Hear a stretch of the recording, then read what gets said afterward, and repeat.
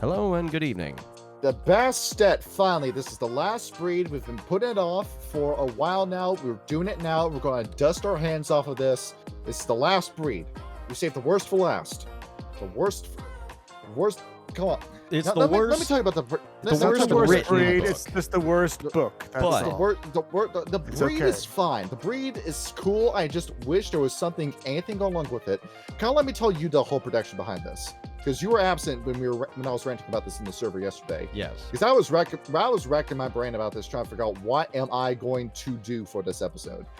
What they did is that they got Phil Brucato to write this book, who is a mage guy. Mage the Ascension is his wheelhouse.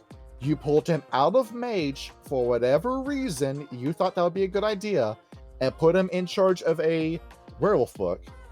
And it should have been Ethan Skimp. It should have been Bill Bridges. It should have been anyone other than this guy, because this book is chaotic to read. First of all, there's so many different moments of it where it's dialogue between two characters, which makes Mage the Ascension so ridiculously hard to read, because it takes so long for you to get to the objective information in a mage book. It's everywhere in the Bastet book. And then when you get to the unitalicized parts of the book, it's schizophrenic writing. There were 7 other people who wrote this book, and their contributions were chopped up and put in the book in different ways.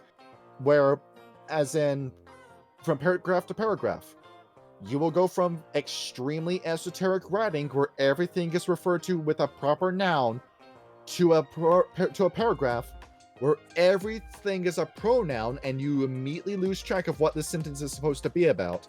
Sentences where we go from deeply personal rants in first person immediately to objective clerical information in third person. Every paragraph feels like it's being written by a different author, because it is.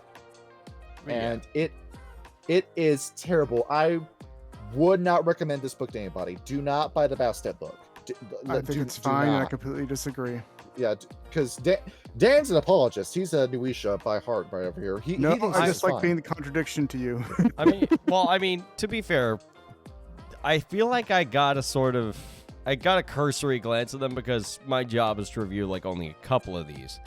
But the Yes. ones that I have read, taken in a piecemeal environment, are fucking spectacular. Like the stories behind them, how their tribes are put together, how their homeland works, even something, very superficial like their attractiveness or the things that they look for. Because like we said, the Bastet are the eyes of Mother Gaia, as we've explained in the past. But Ryan was supposed to be here. You're here. Dan's here to be my devil's advocate against me, and then Eden's here because Eden requested this time. Yeah. But what I'm saying is I just happen to give you the good pages. I gave Ryan the bad pages because you get a hard cutoff in quality at the Pamunka. Do you really? Actually, I You didn't do. read the... So why did you give him the shitty pages? Give me the shitty pages. When I was looking through this book the first time, I looked at this, I thought this was terrible, and then I put the book away, and then I forgot what was in it. And then I picked it up again for this episode, and then immediately went through it again, and I remembered why I forgot the book in the first place. Because it is so difficult to read, and the information you can disperse from it is not that interesting. You've made a tribe boring, and I don't know how you pull that off. I was looking at the Maple Tables video for this. The Maple Table makes good content with World of Darkness. I just wish he did more, and I wish he'd upload again, because dog, it's been 11 months. Where are you, dog? I mean, he has a kid now, so. Is that the case? Yeah. Yeah. Good for him. But with this Bastet video, I was looking at it. It's 4 minutes and 38 seconds long. I'm thinking, is that it? And I'm listening to him describe the Bastet breeds, and he has a whopping 1 sentence for the balam. And I remember watching that, and I thought to myself, that can't be it. You gotta be leaving something out. And I looked at the balam and I said, oh no, that actually is it. There is only 1 sentence of substance to the balam. And all the interesting stuff is in Ridge Cross Amazon. I'll give you a little secret. Yeah. The balam are basically just the Wendigo, but are cats. Yeah, that's the same thing. That's He's why not they're wrong. boring. He is not wrong. Yeah, and then you take the Wendigo and you remove the parts about the Wendigo that made them interesting, because the family unit, the chief what are system. those? What are those? Please do tell. Yeah, you don't have any of that with the balam. You just have angry jaguar people, and that's it. Didn't you guys used to have an empire? Weren't you guys the Aztecs? Where's the empire at? Where's your connection to Huitzilopochtli? Where's your connection with the Macaulay? Your history with the Actina? Where is that? It's not in this book. What were we doing the entire time? That's why I'm asking you, Phil. What were we doing with this book? He was Because trying to your name connect it is to up here at the mage, top. as I read. Your name is at the top of this book in the credits. You were the one that led this project. Where's all this stuff at? Oh my god. So, yeah, it took me a minute for me to figure out just what I was going to do with this, because I look at the history pages, and starting at page 29, it immediately goes off into a story that's about nothing. It's a lot of mage books start the same way, where we just go off into a story that goes on for 3 pages, and it doesn't really amount to anything substantial. Well, how about we summarize at least the creation myth, at least in the perspective of so there was a fourth member of the Bastet. triad, according to the Bastet. It's the beginning and the end personified. They call him Ahu, and they have their own words for the wild, the weaver, the worm, for Gaia, and then they refer to Luna and Helios by other words. They insist that you use the Bastet lingo, first their off, diction. Ahu is not part of the triad. Yeah, okay? Ahu, he's forced into it in a weird way. But I'm looking at this, I'm thinking, are you referring to Ahu kind of like the Mage the Ascension implication that God with a capital G exists? Is that what Ahu is supposed to be? I think they just are referring to Ahu as just the universe. Or Like just the empty emptiness void. as a whole. So does that mean that the universe itself has a soul? Yeah. Is that what that's supposed to imply?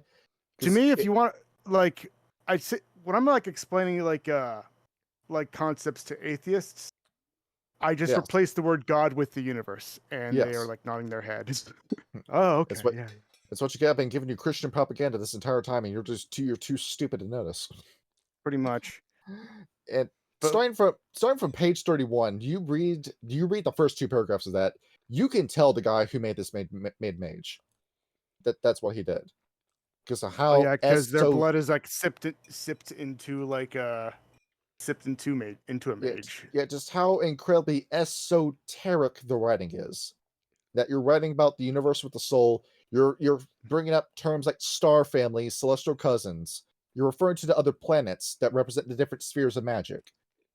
So, are we making a werewolf book, dude, or are we making a mage book? Because the way you, and same thing too, because I wasn't getting criticism anything I have about to be this. personally honest. Dan, you've noticed how many times he's used the word magic in this book. Is how frequently that comes up. And we were talking about this. Me and Adam were in a conversation with Innerjar and Socks before we made this video. And magic can refer to anything using quintessence. And because of how Mage explained it, that includes disciplines, gnosis, arcanoi, the cantrips, and the demon lores. That includes all of that. So let me just reference page 30 and 31. Yes, tell me this. So this is explaining like all of what's the word? Tahla. Yes. Tala? Yes. Tala are told in third person. Yes. And everything in a Tala is told in metaphors. Yes. Teachers become mist. Vampires become shrouds. Humans are shining children. Cities are stone playgrounds. Yes. There's no set code for the images. They just have to be appropriate. Yes. So when they're describing a story, if something is larger than life, people just don't cry. They explode in showers like the sea. Yes. Folks don't get mad. They turn to coals that burn through the floor. What if you're saying something is important? Bigger is better, you know? Yes. And if you're saying that, and if you want to refer to cultural references, like say white guys, they're called the rotted hearts because. Pull out your John Lennon glasses now. Yeah, pretty much. Can we get Imagine playing in the background? Yeah. So if you heard something like the rotted hearts have pinned their blankets to the ground, you would have you probably wouldn't be able to figure out what it means unless you actually knew what the Indian braves used to pin their sashes to the ground before getting into serious conflicts. Mm-hmm. Is you've got this kind of legend, but at the same time, this is it. I'm not entirely satisfied with it because I remember just this huge conversation I had with not even right across the internet, but the people in that server talking about um, the issues with Werewolf. That there are no issues with Werewolf, but it was stuff about how the Garo Nation is monocultural, and it feels like that's a bogus criticism to make about the Garo Nation. But with the Bastet, given how widespread the Bastet are, it kind of feels a little bit weird that we have this very Native American story, and it feels like the Russian and the Asian and the African influence isn't really here in that tale. It feels like this was written by either the Pamonka or the Kwame, and we're missing a bit of information here. It feels like we focused a little bit too much on other stuff, and it feels like not everybody in the Bastet, so to speak, got a voice with the story. Well, And if it was y- one thing I will say, the Pluma are actually like I would say are the worst, like my no, least those are favorite. the worst. Oh, no question about that. And Like the I guess Balam, at least the Balam, if at the very least, like you could probably use like a real world culture to actually like put some personality into it oh yeah, yourself. when I made 3.5 edition, I put the Balam and the Simba in the book, and that was it for the Bastet because those were the two that were the most fleshed out in comparison I to thought the everyone else. Balam were just I thought the Balam were just they're basically the Yes, Wendigo. yes, the standard is that low. And going through this, they told a story about the triad, and they say that the entire universe was made basically through sibling squabbles. The Wild, the Weaver, and the Worm just fought constantly, and in the middle of their fights, they made Gaia, they made life, they made the other planets, they gave the universe form, and the universe just watched it all happen like a not really a parent, more like somebody that just owns a daycare and like claps their hands whenever the child does something they like. So And I actually did bullet points of how the creation myth happened. yes, tell us That's this. okay. So first, uh, Ahu is the first. He is Yes, the universe yes, and he is lonely. mhm, Ahu creates Nala, the wild. She is crazy and hard to communicate with, not great mhm, company. And yes, then Ahu creates Raj- Raja? yes, Raja? Oh, it's Raja, yeah. yes. That being the Ahu Weaver, creates Raja. And then mhm, his brother, Kalash? that being the Kala Worm, yeah, Kalash, and he made his brother in his shadow. yes, The two brothers see Nala and share her, and they share her as a mate. Their mating creates Nala's children, which are Gaia, Luna, and all the planets. I fucked I my sister. That's what I did. I mean, that's how most creation myths go about. I mean, He's not let's wrong. not He really isn't. exactly because what are you gonna do, right? So anyway, the Weaver. So I'm just gonna go and say like the Weaver is Raja and the Worm is Kalash, Yes, and they fight over who. And they start to fight over, hey, my creation is better. No, my creation is better. mhm, Raja is like, oh yeah, watch this. And he grabs Gaia, licks her, and creates mountains. And yeah, Karlash is like, oh yeah, watch this. And he licks Gaia and he creates oceans. And a contest to impress Nala basically begins. And it kind of leaves Gaia huddled and confused. yes, And Nala gets pissed at both of them. And she's like, you know what? Fuck off. I hate both of you. And she actually fucks off somewhere into the cosmos, but not before her tears fell onto her child Gaia to create yes, life. Nala is snuggling up to Ahu mhm, while the two brothers are marveling at the new miracles. yes, The two brothers are worried about their sister and start howling to look for mhm, her. When his brother Worm wasn't looking, uh, Raja added his tears to Nala's and willed them to grow. mhm, And Karlash would get pissed at that, and he licked the tears away.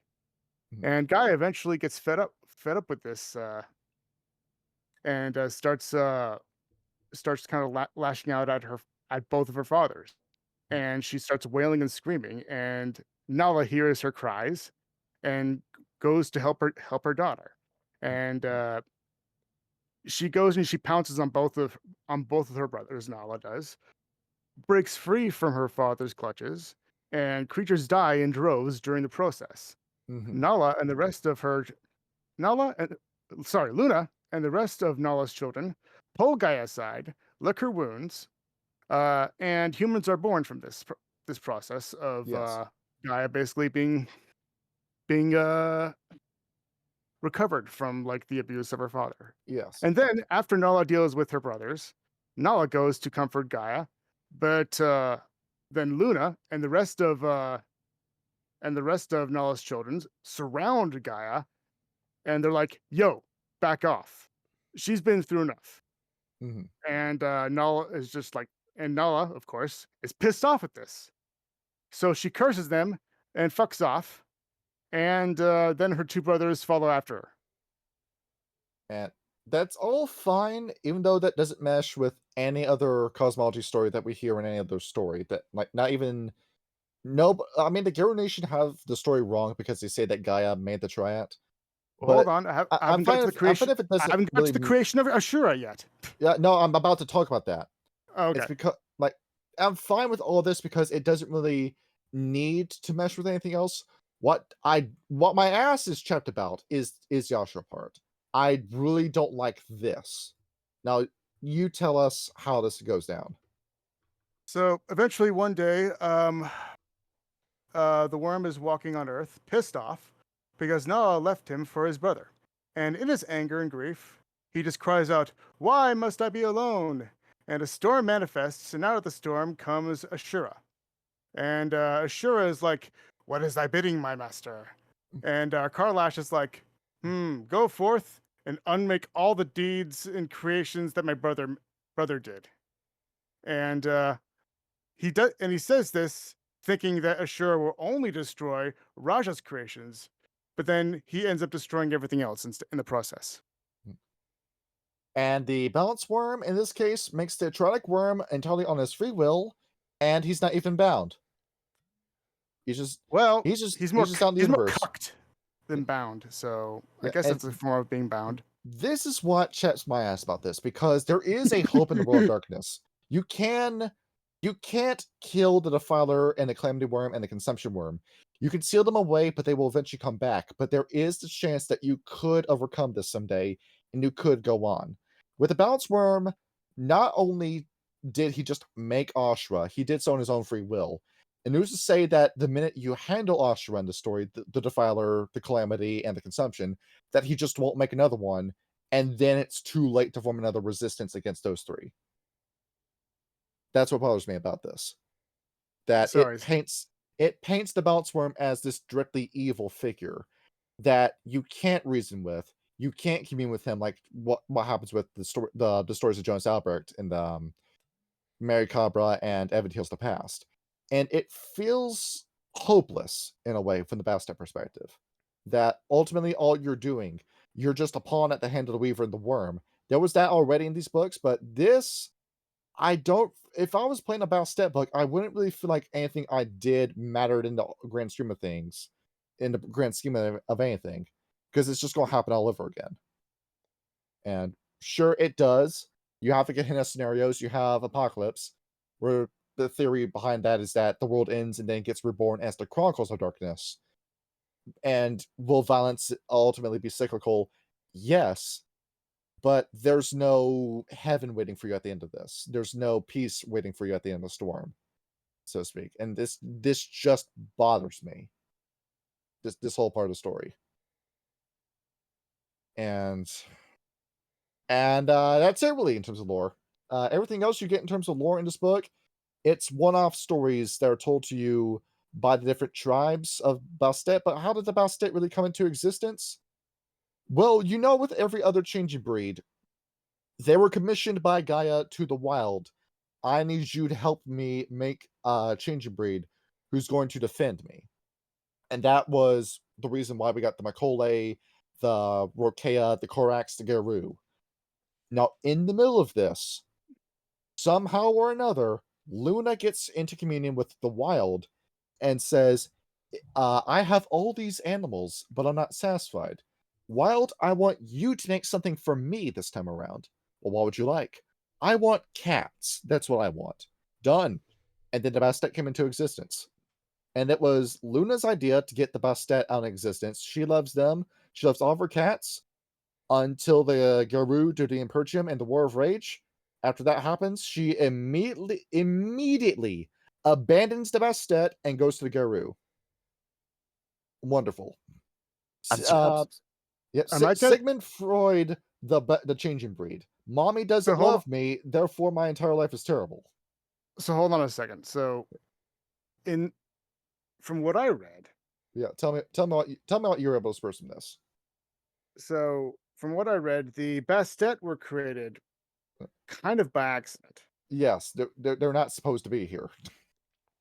Like, I don't care. so what happened was that the Sabertooth, like there was a Sabertooth cat that allied with a mage. Yeah, if you want the name for the Sabertooths, I gotta go and I gotta pull up an entirely different site to get you their name.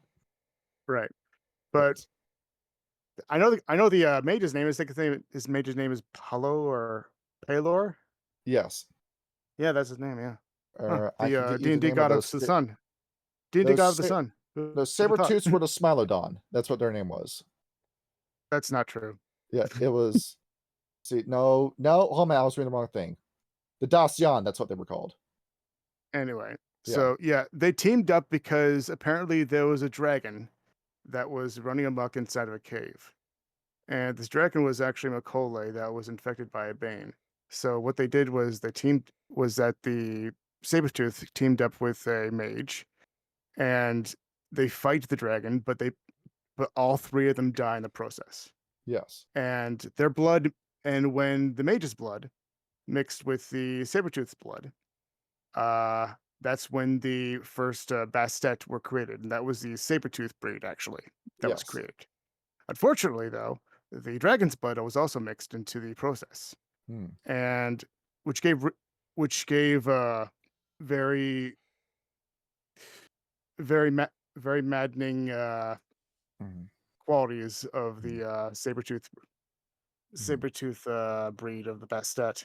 Yes, but essentially that was the first Bastet, and they're wiped out, and all the other Bastet before the father Bastet were kind of just variants that have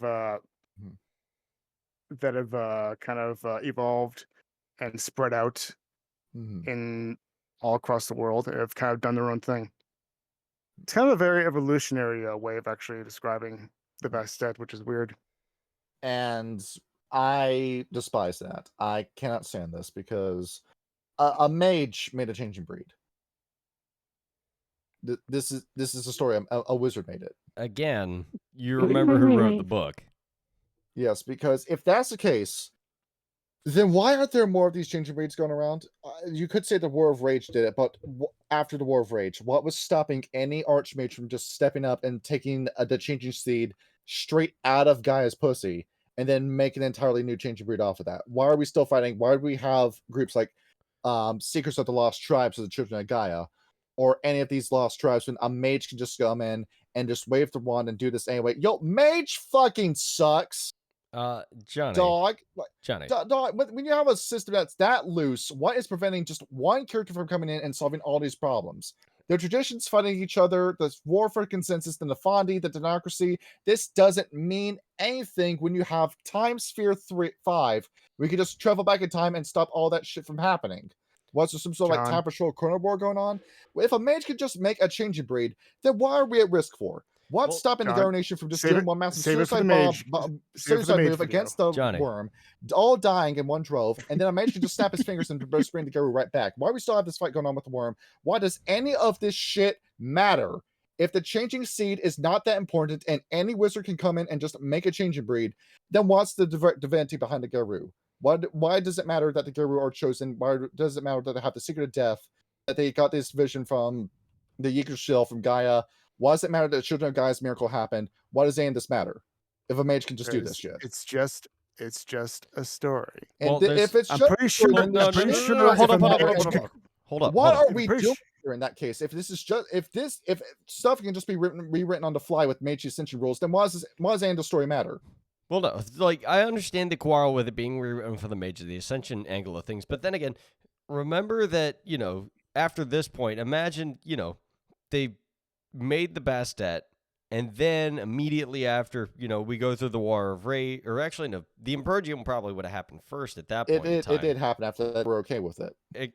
Well, yeah, and they would have fucking killed the shit out of the mages because it would have been part of the Impergium because they were human, obviously. Mhm. So then at that point, the number of mages that are capable of handling that magic, because remember, that would have had to have been one mage of a very high level of avatar that was able to do that. And he likely died in the War of Rage because the Bastet might have been a proper concern to the Garrow. Hence why many of them were likely killed in the War of Rage thereafter. So there's two reasons right there why, that, because like you said, yeah, we understand that it is possible for mages to have all these fucking ridiculous powers. But the issue is getting there is so unbelievably hard without paradox and the risk of it backfiring so bad that it just kills you on the spot, especially with a lot of the higher level stuff that they can do. Like, hell, Freya was at risk of that at the end of Rage Across New York. And, I don't know what level she was at, because granted, I'm not that astute on Mage, but Holy shit, actually, I forgot about paradox. But also, bear in mind hold on, that what if nowadays the creation of the Bastet was actually just a paradox? That could be true as well. But bear in mind, a lot of the mages were also adopted into, a lot of wormish cults. Hence why we have so many mockery breeds around. And also, you wrote this in the 3.5 book. We also have, the remanufactured Bunyip. The Bunyip. Yes, thank you, Eden. Mm-hmm. So that they are capable of it. We wrote that in our book. They are capable of it. People that aren't mages are capable of it. They're not perfect. They're not going to be. Matter of fact, they're corrupt because of it. But this was back in a day before all of that corruption existed, at least in mass scale. So that's probably what made that more possible during the foundations of the Earth itself, before the Impergium, before the War of Rage.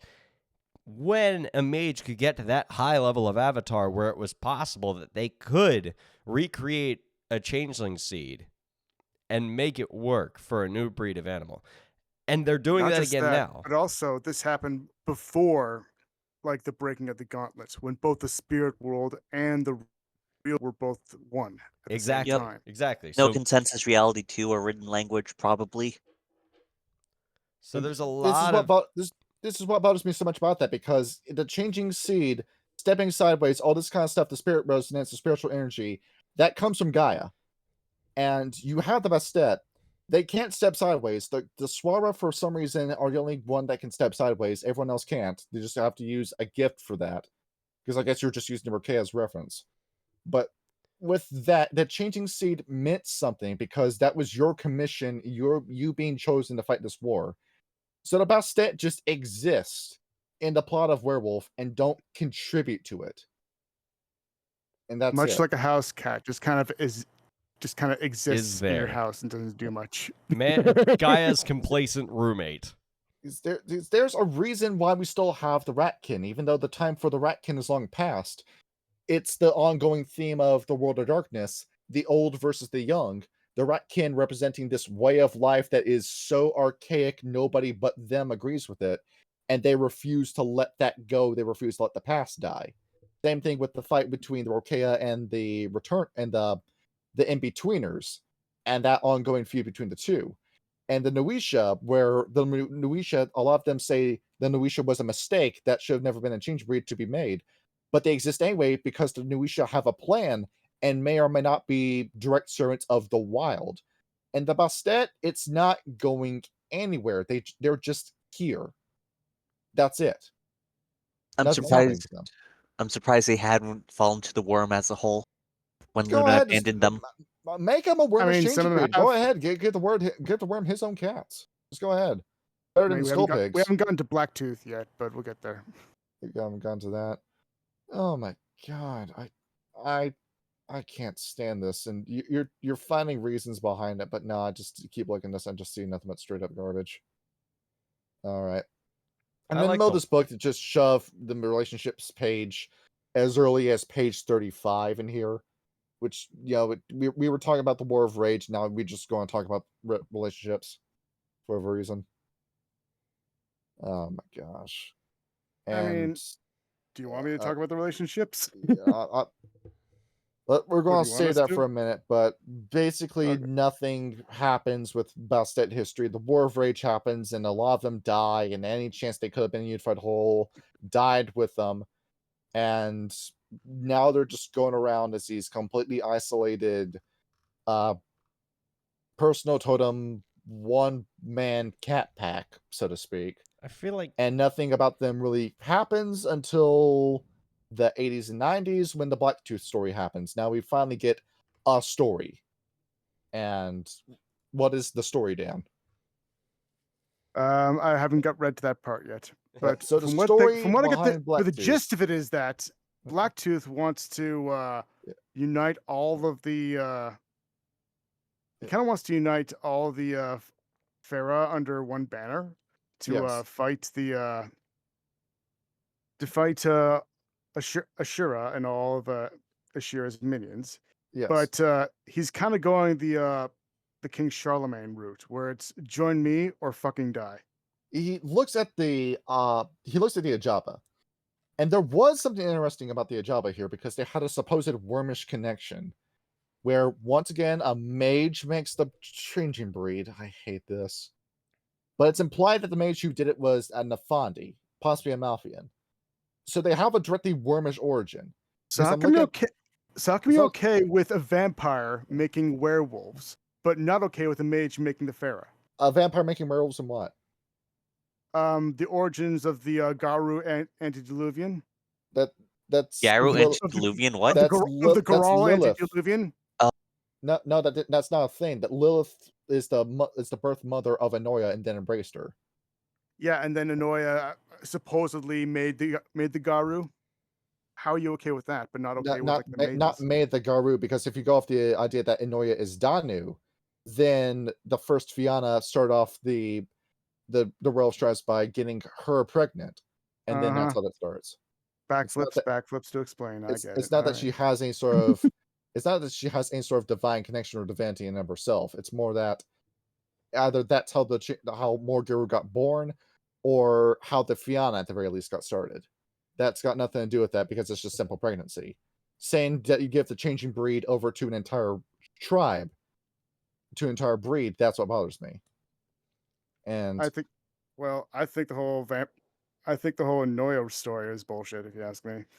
because I'm looking at the Ajaba, and with them having a supposed wormish origin, say, I don't know, maybe you could change this to say that the worm commissioned, got his hand on the changing seed, like snatched it while Guy was in the middle of an exchange with the wild, and then used that to make the Ajaba, and then lost control of the Ajaba. You could have gone somewhere with that story, but Or you could just say it was the balance worm. or the balance worm back when the balance worm was still sane, and you could have had that, because there is a direct wormish origin with the Ajaba, however you want to spin that. And Blacktooth looks at that and then uses that wormish connection as a justification for jihad, going after the Ajaba and killing them. And I thought they killed them because they were like transvestites or something like that. It's that too. It's that you want to talk about the African big man and how most cultures in Africa hate the idea of homosexuality and transsexuality. And That's mostly Uganda. make that They eat eat a the poo poo-poo. poo. Yeah, that video. It's so fucked up. He just think that you I like the part where he like stammers over himself. He says, "They stick the hand into the other man's hand, into his anus." I just love just blatant hatred. Oh, we're gonna get canceled. And with the war, Blacktooth starts justifying it, saying, "Why are you trying to defend the Ajaba? They're evil. Their entire tribe of evil. They contribute nothing to Garu Nation. They're Neither destitute do by you. choice, like the Bonars. And every changing breed in Africa freaks out about that because it's that whole saying, I didn't speak up for this group because I was not part of that group. Now that that group is dead, they've come after me, and there's nobody left to speak up for me. And that was the reason behind the Ahadi's creation, where the Ahadi banded together to defend the Ajaba. They dethroned Blacktooth, and in doing so, kind of sort of destroyed the Simba as an organization only for the Simba to bounce right back because they took the idea straight from Lion King when they made this idea. So Scar's dead, and now Simba, the Simba, is Don't back you in mean office. Yeah, don't you mean the Kuma the White Lion? yeah, Kimba the White Lion. Fuck's Kimba the White sake. Lion, yeah. Yeah, Kimba the White. We combine the plots of Kimba the White Lion and the Lion King to make this story for you, and that's essentially it. That's a long story short because the story was not really that long to begin with. It was just implied to be long. And Until that's you it. get to Really. all the individual ones, and then there's a little bit more Yeah, meat to it. because those were being written by Ethan Skemp, and the other guy's name is escaping me. But Phil didn't even touch those pages. I was wondering why, those actually sounded really good when I was reading those. Yeah, because the Mr. Werewolf Ethan Skemp wrote that part. And he did a damn good job, let me tell you. Yeah, Ethan Skemp is just good at just about everything he's done. Just a G. Darkness. He's an absolute G.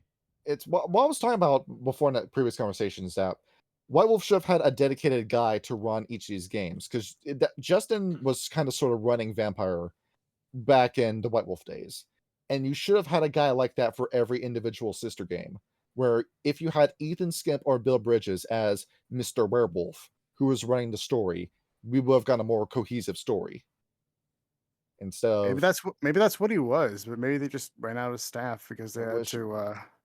which was with 8 people writing one breed book, you got no shortage of volunteers. And Yeah, that is quite a lot. yeah, so looking at this. Well, shall we go on to the Bastet litany? Yes, the litany. This is a very loose set of rules that it's more like a guideline or like shared values that all of these different breeds just happen to share. And I don't know. They say there that actually it says here that they actually look to it as a very important thing, as in fact much so than the litany of the werewolves, because this is the closest you're going to get in terms of culture with the Bastet. Because unlike the litany of the Garu, which was written by the Silver Fangs, Yes, supposedly the litany for the Bastet was Bastet, made by consensus. it was made by a more consensus to actually crowd. Yeah, So this was something that these are 5 individual values that they all agree are equal in importance. 5 is actually pretty easy to remember. Okay. So number 1, honor yourself. honor yourself. Yes. Which basically means respect yourself. Yeah, show yourself some fucking respect. Your body's a temple of God. Keep it clean. It also means to actually make yourself clean yourself as well. You want to know why your cat keeps licking himself? That's why. It's a matter of like walk the walk, walk the certain way, like that you actually mean something. You know, it's like it's how you present yourself and present yourself in the right way. The quote from Breaking Bad: "If you want to be respected, you got to look respectable." Yeah, basically. And that's what you get out of that. Number 2, honor your word. Don't lie to people. You got to be somebody that's trustworthy. You can lie to anybody who's not kinfolk. Yeah. Or the whole Bastet. do evil unto evil. There we go. So lie to Garu, lie to humans, but don't lie to your kinfolk or to other Bastet. Let's get a verse about lying to Christians. All right. See, and yeah, that's what kind of rubs me the wrong way about the Bastet, because we have to call me, oh, they hate hypocrisy, and yet you have honor your word as part of the litany. Oh, the Kwame. I have something to say about them. The honorably dishonorable. Okay, no, the riddle loving ones. Next thing to honor your kin and your kind. Makes sense. You know. And the way you do it is that with some of these breeds, you abandon your kids the minute they're born. I mean, Nice. Like, yeah, like the Kwame, you can't know your parents' name or face, and you don't want anybody getting that sort of information. So I mean, it's hey, the best if you don't Bastet have are a. helicopter parents. It's sink or swim, bitch. Yeah, it is. It's like cats, like real life cats, where I don't know. You make sure your cat can you walk, can you eat, can you do all this? Okay, we're going to They count on give them instinct to do the rest of one. it. I mean, they give a new changing Bastet. They give him 1 year with a teacher. That's a pretty good amount of time, with the exception of the Kwame, because the Kwame only give you 6 months, which is stupid. And with that, you're thrown off into the woods. We'll never see you again. Well, they're not thrown off to the woods. Remember, they're turned into mist. Yeah, but some of them, because you get into the crazy shit with the Pamonka and how the Pamonka just don't talk to each other, or the Swara. Honor your Earth. Yeah, revere Gaia, except you gotta love Gaia, but you gotta love Luna just a little bit more. So, Yeah. a very important thing in here that actually would be is actually a key to what the player characters in the Rage Across Amazon would probably want to learn about, Mhm. which is to not poison the earth, but to also ally with whatever you can to actually fight off anybody who would actually hurt Gaia. That includes Garu. So remember that for Rage Across Amazon, because I'm probably Yes. gonna be running it soon. So Are Yes. you really? Because what the Oh, fuck what yeah, the I'm excited. Bastet want to do is that they kiss up to Luna. They want mommy's favor back. They were loved by Luna for a short amount of time, and then Luna abandoned them for the Guru, and now they want Luna's attention again. So every single tribe that has an auspice venerates Luna. The Bastet put in 120% when it comes to venerating Luna. That is their world when it comes to her. They tell you to venerate. They tell you to venerate all. Hang on a minute. Oh my god. Kind of look what just got posted in general. In general. Yep. We didn't even ask for that. Thank you so much, Salty. Holy fuck. Thank you. Put that on the screen. Holy shit. That's Oh, really yeah. good. Thanks a bundle, dog. I'm saving the image right now. oh, nice. Yeah, I'm saving That's that. pretty good. Fuck yeah. See, Galliard group PNG. Yep, that's going into the folder. Salty originally wanted to ask to join in on the Bastet video, but they have to get up early for their new job. All right. Fuck Yeah, we'll me, take Salty. GG. It's- Look at Well. that. We look good, bro. all right, get my train of thought back on. I was got so impressed I forgot what I was talking about. So we were on Honor Your so- Earth. Yeah, so And, they tell you that you want to love Gaia, but you gotta love Luna just a little bit more because Gaia, she hasn't been seen in years. She hasn't talked to us since the 50s. But Luna still talks to people. She talks to Coyote every day. Maybe we can get some of that love. I mean, like, it doesn't say that in generally, but I guess it would be implied. Sure, I Yeah. guess. Yeah, and last one being honor your silence. Yep. Now you might be wondering, why do they exist? It's because they're commissioned by Luna back when they had her favor was collect secrets.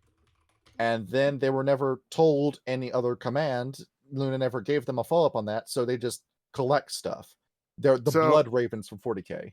So hold on a second. Yeah, tell us. Secrets are basically the Bastet's version of what gifts are. Yes. Or at least that's what they actually should have been. For some reason, they still call gifts in this book, Yeah, but they But should have just Phil, actually pull up a synonym. Yeah, they should have put it up. They should have put it down as secrets to actually give and put that in the character sheet, as a matter of fact. Yes.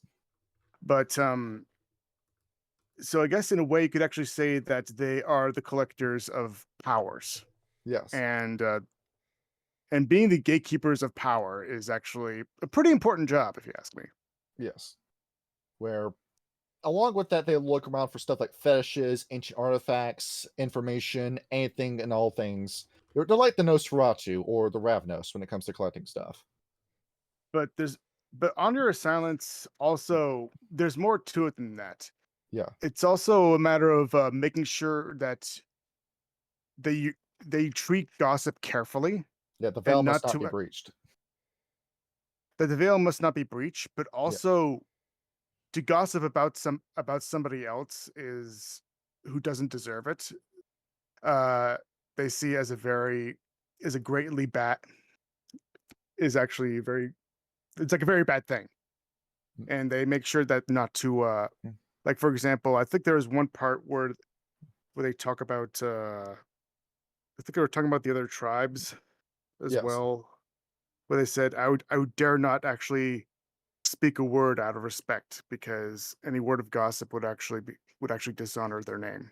hmm And well, gotta change your name to Big Dick so these guys can keep your name out of your mouth. You guys Big remember that? dicks. Oh, you mean the Simba? You remember that article, right? Which one? No. Man changes name to Big Dick. See, there it is. Go ahead, and I'll even care if this is fake. So, what the fuck? This Is is that like the humongous guy? no. Hold on, man. I got this for you. See, copy image, paste image. Yeah, just go ahead and just pull this up on the screen. I don't care if this is fake. Just it's funny.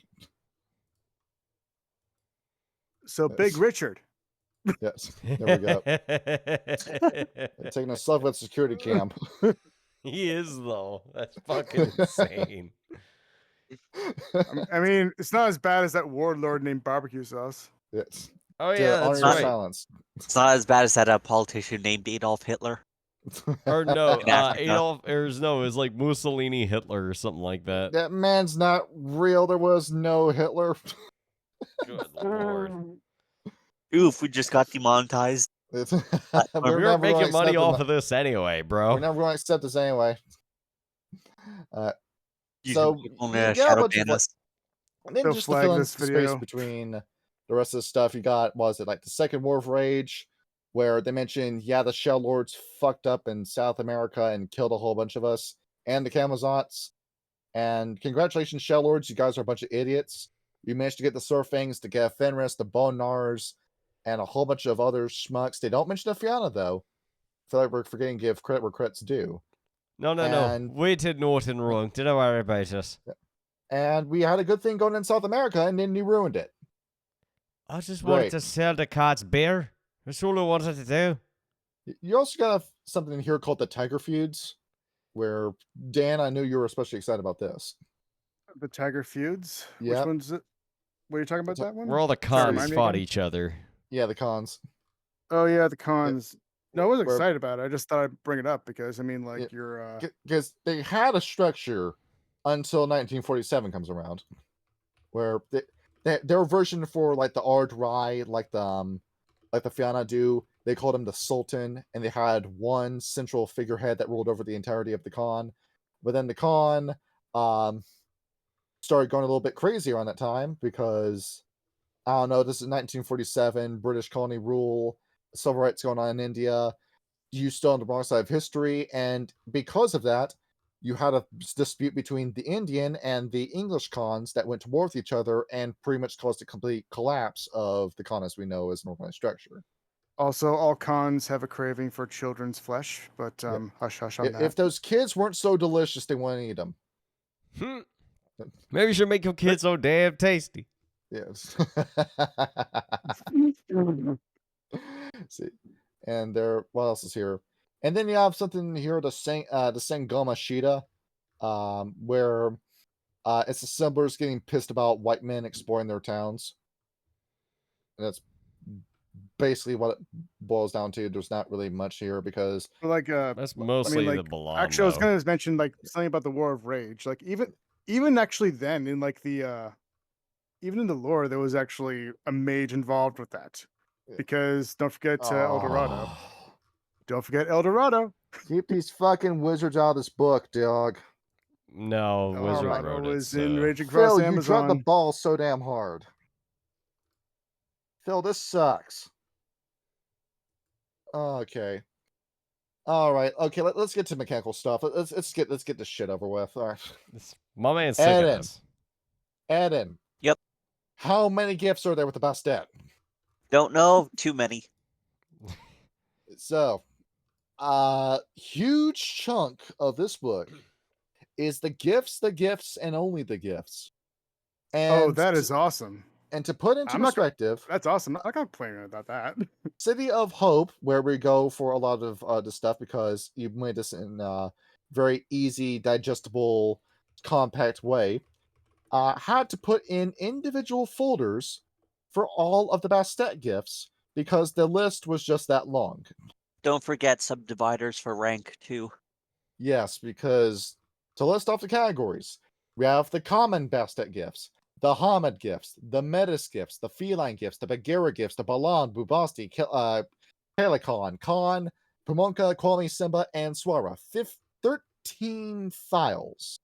They are then split up into 5 more files each. Which For the means ranks. that you have 65 different categories for gifts. So if By the way, we were, Fucking lot. By the if way, we not did our by usual, the way, not really important, but did anybody else notice that just on like the very first introduction of the page that the font was very, very small? it is for some fucking reason they wanted to Probably fuck to with the shove print. everything into one book. That's why. Yeah. Because, Probably. no, this should have just been its own book at this point because with the Bastet, it feels like with as complex as that is, this should just be its own source book. You should have released 2 books with the Bastet. I don't know, maybe take that team of 8, make them two different teams of 4. That would have been better. And I like because their after all- I like their glyphs. I yeah, really think they're very pretty. Those are pretty Ca- sick. because they're very thin. A cat's claw is very thin. It's a very They're faint also more scratch. elegant compared to what the Garus. Yeah, because after all, when you think of like furry stereotypes, a cat is more More graceful. balanced, more nimble, graceful, Did you just say stealthy. furry stereotypes? Yes, because He's not wrong. Which mean feline stereotypes? yeah, no, when was the last time you watched a Disney movie? I mean, I don't If know. but what's your Ratigan point? wasn't evil, The Great Mouse Detective would not be a very good movie. He has a point. And there, But granted, the and- Great Mouse Detective is kind of fucking. But and okay, well, pretty fucking tight. what's your point though? And yes, the Bastet do have metis. They're able to breed with each other and make a metis. And unlike the Guru Nation that have the first metis to worry about and the boogeyman of the first metis and the whole sterilization being a big taboo amongst Guru Nation, the Bastet don't really care. I mean, it happens. Not if It you're happens. Simba. Yeah. It just happens. The Simba don't like doing it, but for everyone else, they don't really care. And so Eden has 13 individual gifts we'll be going over. The Go ahead and do it. 13 gifts First of one. Tribe Bastet. First one, rank 5 Hamid, Black Friday. The dreaded gift. Wait, should we Basically, go you over send should we actually go over every single every single Bastet tribe first? To establish which ones are which. Yeah. Okay. So I was going to save that for later. We'll give them an introduction as to what they are before we start going off into the massive colloquial information between every individual tribe. Yes. 'cause Well, if that's every a lot. every individual tribe has their own gifts. Yeah, I mean, shouldn't we? This is so fucking messy, dog. It is quite a bit. I'm not going to lie. I It's a hate this very book. dense book. I hate this book. Okay, then. To put you through what each one of these are supposed to be. Like shotgun you through this so we can get into this part and then go into depth about the actual culture behind it. Ed and bring them up as we go from tribe to tribe. So start off with the common ones first. Oh, I didn't do common. Shoot. Yeah. Common. So what you give with the common, I can just give like a cursory like umbrella glance at a lot of these. A lot of these are mobility and being silent. You got stuff like cat feet or Pathfinder's Pride, Spirit Sights, Tree Climber at level 1. Basically a whole bunch of stuff based around mobility, along with stuff like Knight's Passage at level 2, Sense Worm, Silent Stalking, a lot of stuff based around being silent and getting information with ease. As we say with cat stereotypes, a lot of stealthy stuff, a lot of nimbleness, a lot of simple stuff. along with Open Seal at level 1, which does exactly what it sounds like. You open up any seal. Very good to have. Isn't that a Ragabash gift, though? It is. Oh, Yes. hey. Interesting. Because if Oh, you wait. look at this, I you're looking did to see select if one. you're looking. Okay. Well, what's a gift? Withering Stare. The gift lets a werecat kill with a glance. Yeah, level 5, by the way. Kyle, you got the Sea of Hope page up, right? Okay, Hold up. I see your logic Actually, with this. no, I don't have that page up. Oh, there it is. Yeah, Okay, you hold cl- on. I you think click I'm that starting to see studio your notes. logic Yeah, I with found this. it. Let's get into the cool stuff to actually make you happy before you go into the actually bad stuff of There each it every is. single Yeah, tribe. yes, the Withering Stare. Let's talk about something that's actually interesting. Well, Sorry, did you think that, what was it, Baylor's gaze from the Fianna was interesting? Here we go. We take this a step further. Or take a look at what that does in the system. The Werecat locks eyes with his target. Player spends Gnosis and rolls Rage, difficulty equal to the victim's willpower, and each success inflicts 1 aggravated level of health damage. I actually Only a willpower cannot check roll, that system difficulty 8, page can for soak whatever- the stare, Oh, there it is. which twists the victim's agonized convulsions either until death or until the Werecat grants release. So as long as you maintain eye contact with your target, this effect goes off. That's kind of fucking scary, though. There we go. So it's similar to the. So it's similar to the. It's It's Baylor. similar to like the eye power that the ministry now has in 5th edition, Repentis? where Yeah. you paralyze them as long as you're staring at them in the eye. That's very strong. It's very good. See, for Well, not like, exactly, because it's easy to break. As long as you break eye contact, then they're free. it's like a much stronger version of not inflict wounds, but toll the dead, basically. Yes. It's very nice. Very nice. Very, very nice. You said Black Friday was the next one? yes. It's Hamid, level 5. basically it's Black kind of like Friday a is a version of the gift? net spiders of the glasswalkers. Do you get pluses on discounts? No. What that Real. does, Ed, and you were asking us why did we put the Glassworkers at B tier? Is because the Bastet have stuff like this. Yeah, You but they want- have to literally bribe the net spider with future favors. They're going to get droned. You do that, and if you want to crash out an entire international government's database, 1 difficulty 9 roll, please. Hold on.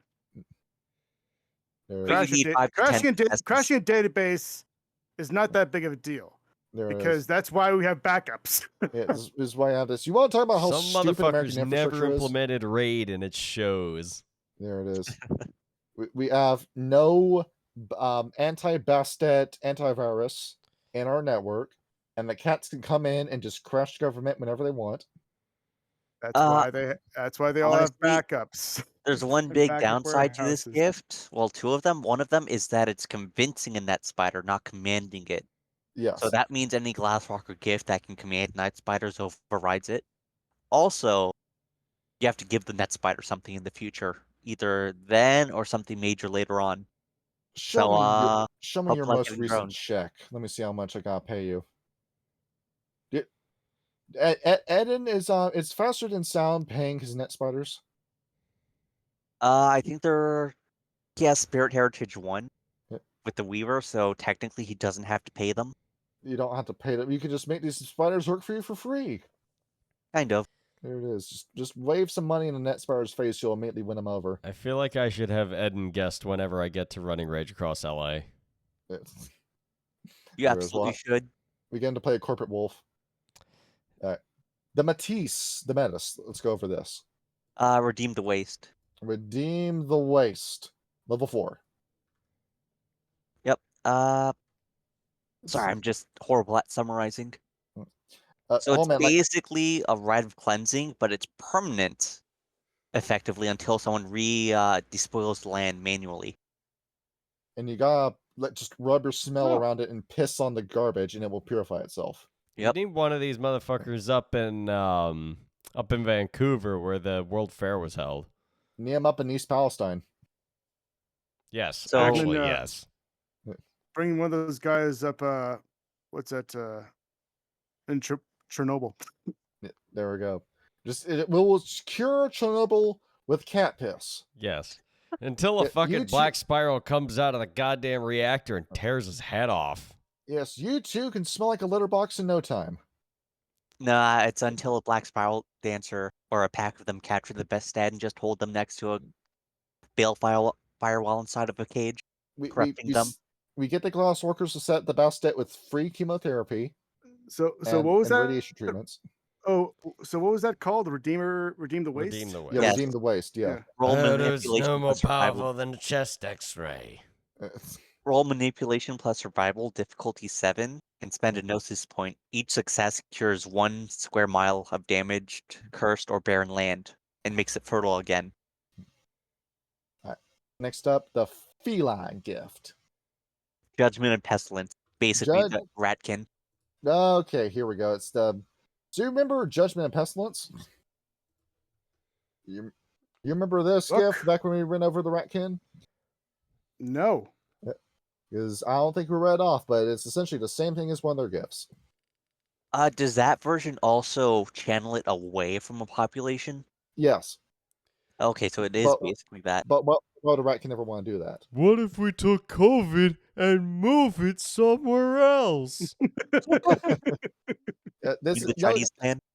I like what they did with these with this, because it takes them with the Bastet, that legend of the witch's cat, and how they would tell you back in the Middle Ages, oh, if you're a pregnant woman, don't go around a cat. The cat will give you a parasite that will kill your baby. And this is where it comes from. That's pretty cool. So you go, if you want to play as a witch cat, you take this to finish off your build. Pretty sure I had that parasite when I was growing up. You had to Toxoplasma gondii. Yeah, I'm pretty sure. So that's why you smell Sniffing the cats so cat's much. head. Makes cats smell amazing. Yeah. To briefly summarize the bagera, if you don't know who they are the were leopard and panther, which is just a leopard but black. These guys hang around both Africa and Asia. Well, actually, I think it'd just be called just the were leopard, because panther is actually an umbrella term to just categorize both just black jaguars, black cougars, and black Just leopards. think of Bagheera from the Jungle Book and you'll be fine. Can we please get a Bagheera from the Jungle Book up on the screen? Yes. Somebody pull up Bagheera from the Jungle Book. Post him right there. Yeah, there he is. Yep, Bagheera. There There he we are. is. See, This look, is your cool, responsible Here's dad. your Bagheera right there. Yeah, there it is. And they're absolutely terrifying at rank 5 with Shiva's might. Mhm. Basically, they take on the aspect of Shiva. They get their own custom judo form. Yes. 6 arms, and all their arms have flaming swords. And they have their own stats, which is strength plus 6, dexterity plus 3, stamina plus 6, appearance 0, and the weapons are strength plus 4 aggravated. There it is. Holy fuck, that's so Yeah, busted. Also, that'll kill you you in a immediately second. frenzy. Oh my good lord. That's a frenzy too. So you're generating a point of rage every turn. Yep. Yeah, And it's basically Lupus, Thrall the Worm, where you basically attack everyone. It's not a controlled frenzy, it's deep Thrall the Worm, effectively, if you are a Gyru. Close thing you can compare it to. Sorry, I wasn't paying attention. What's that? You go several arms or something like that? Yeah, you go she 4 was extra right. arms, and all 6 of your arms are basically filled with flaming swords that deal strength plus 4 damage. Don't And the who? Don't the Yama don't the snake people have the same thing? Something similar to that, but not this powerful.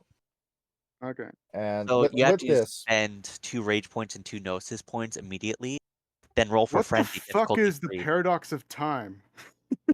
we're getting to it. Don't worry about it. Now you look at this, and depending on how you rule this as a storyteller, you're either attacking twice per turn or 7 times per turn. Are you counting mouth plus arms? Yeah, if you're going after every individual arm, and then your point of rage that you will be spending every time you're in this form, that's 7 attacks. See, I would do, well, it's 4 arms. I would say, just to level it out, 2 attacks, but you double the damage. Yes. So looking at this, it's a little complicated how you're going to rule this, because dual wielding is a little tricky in World of Darkness. It's kind of doesn't exist in World of Darkness, really. Like if Yeah, because I don't think there's ever the ambidextrous merit is kind of pointless. yeah, like Honestly, I was trying to homebrew some rules for it. and let's see here, the Balam. To summarize this is the you saw Rich Cross the Amazon video. We don't need to explain to these guys again. Let's Remember get right into the gift. Chichita? They're That's the him. cat Wendigo. You already saw this. You saw Chichita. Chichita's a good boy. Chichiatascuttle. Chicha. Ironically, all the named Balam that you just read about outside the breed book are all like worm aligned That's or funny. possessed. They were evil as shit. Makes They take sense. human hearts and drain them of their blood into a bowl.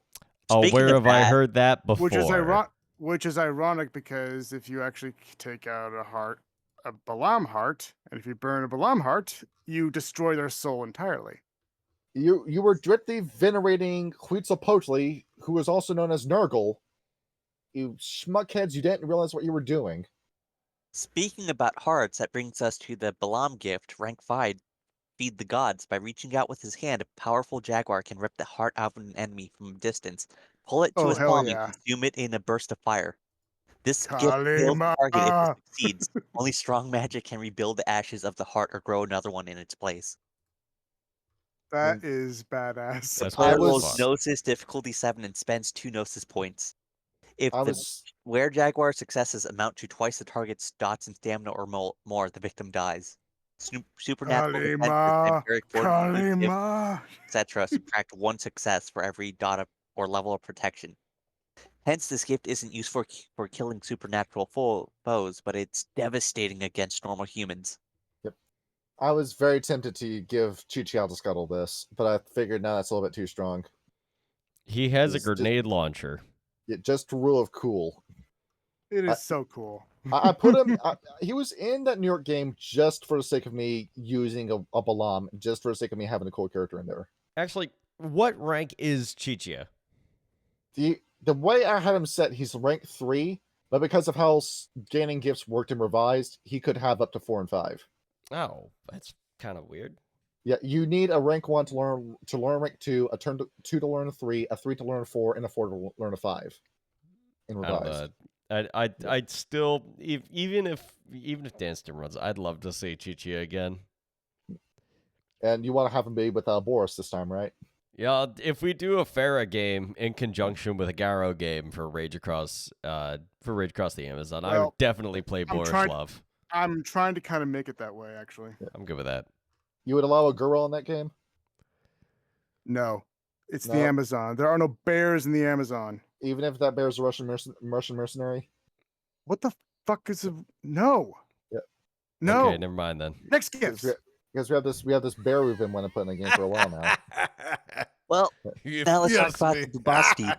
in The third gift. Babasti, you saw a Rich Cross Egypt video. We don't have to explain these guys. Let's get into it.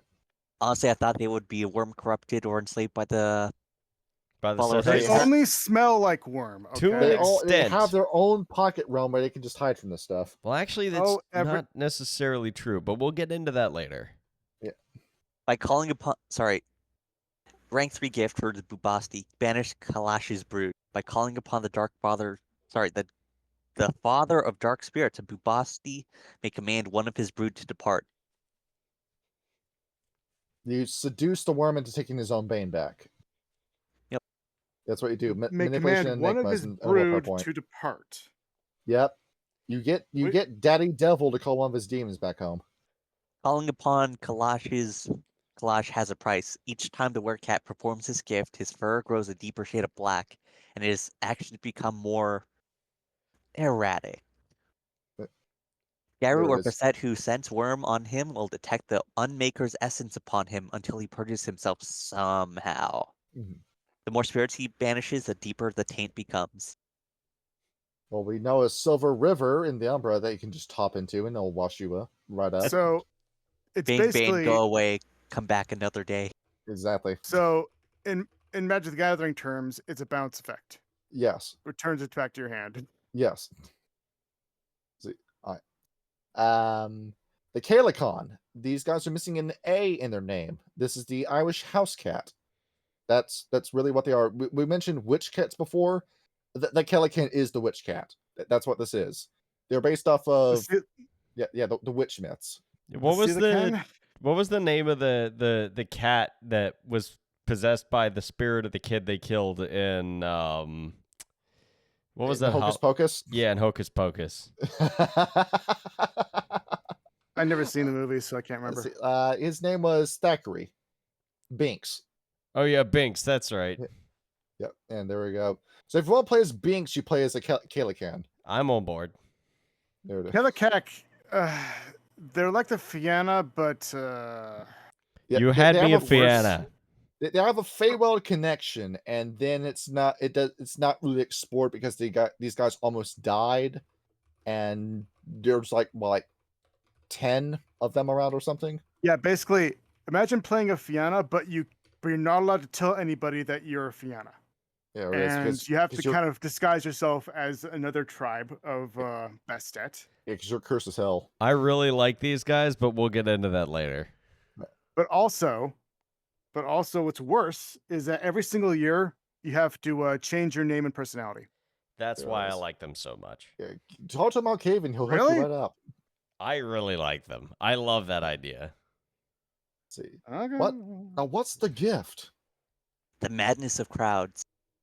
Basically, you incite a whole bunch of people in a crowd with emotion, and depending on what you want them to do, affects the difficulty. If you want them to stop if they're already like murdering each other in a giant riot, that's harder, but you could subject everyone to make them go riot or have mass orgies, mass mournings, etc., etc.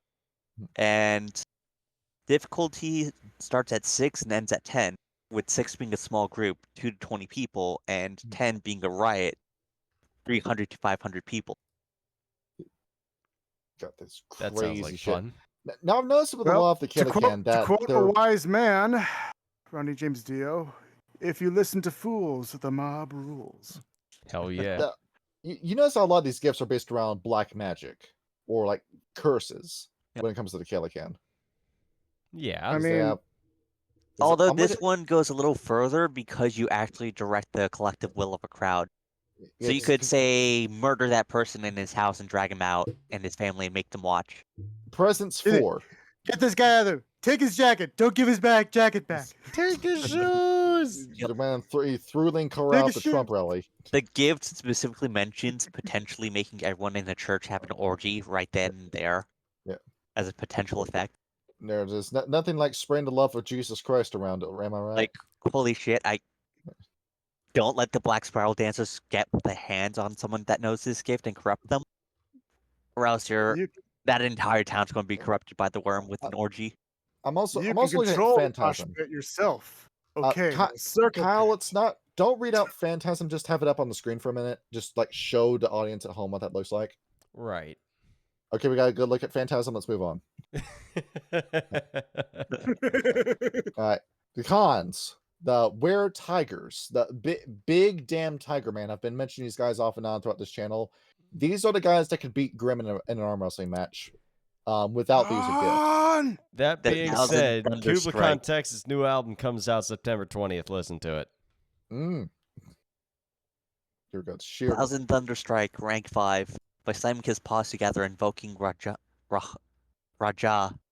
I can't say it right. Raja. Or one of his manifestations, Shiva, Pandu, etc. An angry tiger causes a shockwave that can level buildings or disrupt unclean spirits. The King of Cats, in his more regal guises, teaches this gift to Worthy Khan. Spend 2 points and roll willpower, difficulty 6. Whatever side of the gauntlet they might inhabit. 3 points of power against Ashar or other Banes. This wave also shakes structures in a 200-foot radius. The severity of the damage depends on the con successes. 1 breaks windows, 2 cracks plaster, 3 snaps wood, 4 shatters concrete, 5 bends metal. The wave lasts only a moment, but can be felt for a mile or more. And then basically That's pretty fuck cool. the building. Cool, but I kind of wish that there was actually a gift called Eye of the Tiger. Can we get a Sheer Khan up on the screen? Yeah, give me a Shere Khan, please. Yeah, there's a Shere Khan for you down there. Yes, There he is. of course. Shere Get a Khan. Shere Khan up on the screen. Well, I'm looking at a lot of these too, and same thing with the GIF Fenris kind of mindset. These are very practical, very short descript GIFs. That it does one thing, and it does that one thing very well. If Chichita was already like it. If Chichio wasn't already a thing, I'd play a fucking Bastet at this point. These guys are cool. Like, yeah, the book's dog ass, but like I like the Bastet as a whole. There's a lot of personality you can put into some of the Bastet, I think. It's kind of like especially if you want to go Galliard build. It's almost like Paradox Interactive went back in time and made a book and said, "Here's the toys," and then he just poured them all into your lap and said, "You put them together, you figure it out yourself." Yeah, basically. The Pumonka, who are cougars, and that's it. That's all they have going for them. Oh my god! Or the Hungry Earth. Basically open the earth to make it swallow someone. Yes. You create a fissure beneath the guy's feet and he falls to his death. That's if it's a slack round. The earth attacks people with this. If they're a mountain or hills, it's a landslide or an avalanche, swamp, it just sucks them down. Yes. That kind of thing. It's very easy kill. It's like that one good scene in the Twilight movies where everyone kind of dies. That kind of earth opening up. That's why it's good, because everybody dies. Don't applaud because you enjoyed it. Applaud because it's over. Until they fucking fake you out. I do. Well, actually, like I think last Halloween, my sister had like a Twilight watch party. We all sat around the fire, getting fucked up, wasted, and laughing at Twilight. Yes, I just had adrenaline rush. I fell asleep. That werewolf pre-ordering that child. Yeah. I don't know. All I did was drink a lot of sangria in a blood pouch and then smoke a cigar. I had a good evening. Let's see what we got here. We got the Qualmy next. Who are the Noisha if they were good? Rank 5. Call down the stars. The Qualmy. Okay, first of all, shut the fuck up. Okay, shut the fuck up. The Qualmy are just a shittier version of the Noisha. The people like the Qualmy, they don't like you. No, the Qualmy are the Noisha, but without personality, and they're not funny. So who the fuck wants them? Said the Noisha. They're Joe Rogan. How are they Joe Rogan? Joe Rogan doesn't like riddles. The worm wants the Noisha. It's that the Qualmy are up there on stand up, and every time they finish the joke, they pucker their lips and bug out their eyes to let you know it's time to laugh. The Qualmy don't even tell jokes. They just make riddles and expect you to actually give them attention. That's called on the stars. What's this do? Basically, it fucking confuses machines. And it's like, okay, I'll give the machine a riddle, even though it's a fucking dumb machine with no inputs, and it'll just get so frustrated with the riddle it explodes. By confusing the spirits inside machinery with a staggering riddle, the link causes fires and power generators and other sources of combustion to explode. This tends to fix most problems for good. Now you noticed with all these gifts, there's a verbal component to all of these. That every time you want to cast a gift as a Qualmy, you have to tell a Family Feud question every time you want to do that. Why? In some sort of other riddle, because there's this gimmick with them where their riddles and their misdirection is what causes this stuff to happen. So there's this very chicanery illusion theme to all their gifts. So basically, if you want to stop a stargazer, just send a Qualmy to them, and they'll just be fucked. Basically. It'll be like the plot of Glass Onion. The answer is super obvious, but you're spending too much time thinking about it. And the Simba, for the group that's got the most going for it, they have honestly the least interesting gifts in the game. But I managed to find the one that's the most interesting. And the shortest list on top of that, because there's only 11 of these, and that's it. I figured these guys would have had more. So tell us what you got, Ed. Rising Sun. Rising Sun. Basically, he can bring out internal sunlight. Where that behold, you will kill every Libon.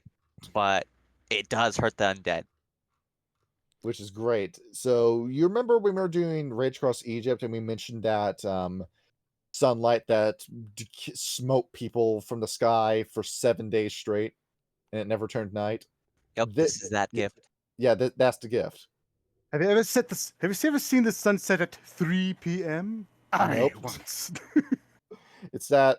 What was it? Yeah, I know you've seen JoJo, Dan. It's that scene where they encountered the sun stand, where they look at the watch, the sun's high in the sky, and it's 10 p.m. That scene. Which You're season fake was that? fan. You only recognize the memes. So was that Part 3. was that Joseph the battle tendencies, or is that That's part 3. It's a stand. There were no stands in part 2. Oh, part 3 sucked though. Fuck that. Well, part. I'm going to kick your ass about this. The only good parts were The memes. the first one and the second one. Yeah, you joker. All right, tell us about the Swara, who are the least still gotta interesting finish the of the entirety of the Bastet. Still have to finish the Rising Sun gift. Oh, we're not done with Rising Sun. So it doesn't last forever, but you can effectively just keep casting it if you have enough Gnosis. Yeah. And basically, it damages undead like vampires on the second turn onwards for 1 damage, but the damage per turn increases cumulatively. Mhm. So turn 1 is 0 damage, turn 2 is 1 damage, turn 3 is 2 damage, and so on. So by the end, if you get caught in it, it's 5 points of aggravated damage at the end.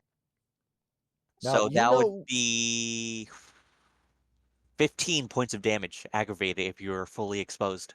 You know Mithras in Vampire the Masquerade? Yep. We were You talking want to about him shut that guy earlier. up for good? You want to shut him up for good? You put a line in London. See what we get with that gift. You want to say you command the sun? Well, how about you command this? Slovenia, and they just kill Yes. him. Yes. And it just Fine. plays that over and over and over again. And now we can talk about the Swara. River of Blood. See, So River of imagine Blood. all the eldritch horrors, and they're spawning from a giant river of blood you summon.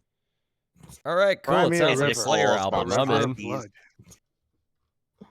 You notice that all these gifts have a water theme to them too. The cats Well, hate most water. of them do. Yeah. Well, you got the cheetah, where all of your favorite snacks hang around the watering holes, so you're going to have some few water gifts go along with it. You know what? You're right. You're right. And there it is. This is their version of Summon the Tupilok, so to speak. It's not as strong, but it's up there. Well, the Should be worth Tupilok is just mentioning- fucking terrifying. It's, It should be worth mentioning that this gift explicitly says that it'll only be remembered if someone sees it inside of Africa. Otherwise, it has like a self-deleting event from people's memories, similar to delirium. That's kind of neat, actually. So you Yeah. can just use it to wipe out an entire city if you wanted to, and no one would remember if it wasn't inside of Africa. there it is. The self-cleaning gift, the best kind of way to breach the veil and then immediately restore it. Now now you look at that down there. They have basically the 1,000 forms. Yep. Yeah, I'm pulling up what that does again. I noticed that Black Fury gift. Okay, I gotta read what this is. I wish they went a little bit somewhere with this too, because why do you have a Black Fury gift? Do you have a connection with the Black Furies? No. Okay. It's just there. We learned it from the same spirit that they did. Oh, well. Let's see, 1,000 faces. Thank you, Wormfoe. You don't have the gift. GG, Brian. Check Sigalia. Or Saligia. Well, Wormfoe doesn't have any of the Fera gifts, unfortunately. Let's see, they don't have any of that. Okay, Black Fury. For fuck's sake, why is this impossible to find? We're spending too much time on this. Okay, let's go on to the next segment. And now we can talk about the tribes as tribes. Even though they're not tribes, they're breeds. It's a little bit complicated like They're that. breeds. a lot. And I do mean a fucking lot to get through with this shit. Like, I was here for like 3 hours this morning trying to get all the notes done for this. But we're going to start from the top, and we're going to talk about the Bagheera. Now, each section of the book starts with an own story called Kalaya. That's actually kind of neat. It's like an actual an actual story from one of the Bagheera themselves, or one of the different tribes of the Bastet, before it gets into like the actual background, the structure, the culture, and all that.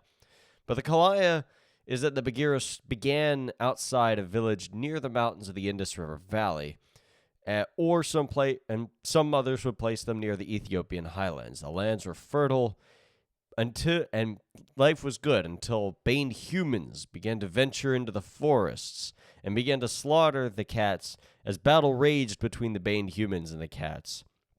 And for thousands, Banned humans. Yes. In this River Valley civilization. Are you sure that wasn't the vampires? Bali, Or the Bali? Yeah. yeah, either way, it could have happened. But for years and years, they would battle. The Bagheera would venture to the villages and cull the humans. The baned humans would come back out and kill the cats and steal their pelts, until a very wise woman named Saram was born, and she was the wisest and the most beautiful of all the humans. It was said that she had been touched by Uma and had the temper of Kali. And Saram was told by Luna to make peace with the cats after her family was taken by Banes and turned against her. And so she ventured out into the forest, where she was met by two Bastet Bagheera by the name of Giani, who was wisdom, and Agun, who was anger. And she laid with both of them and raised both of their children. Her children were blessed as the agents of salvation between the humans and the Bagheera. And once they were born, they would drive the snakes from the land and purify the civilizations, and that became the beginning of the Bagheera. So the Bagheera, at a point in time, the Bagheera were, the Were-Panthers and the Were-Leopards are one and the same. Brothers and sisters of a common tribe from India and northern Africa.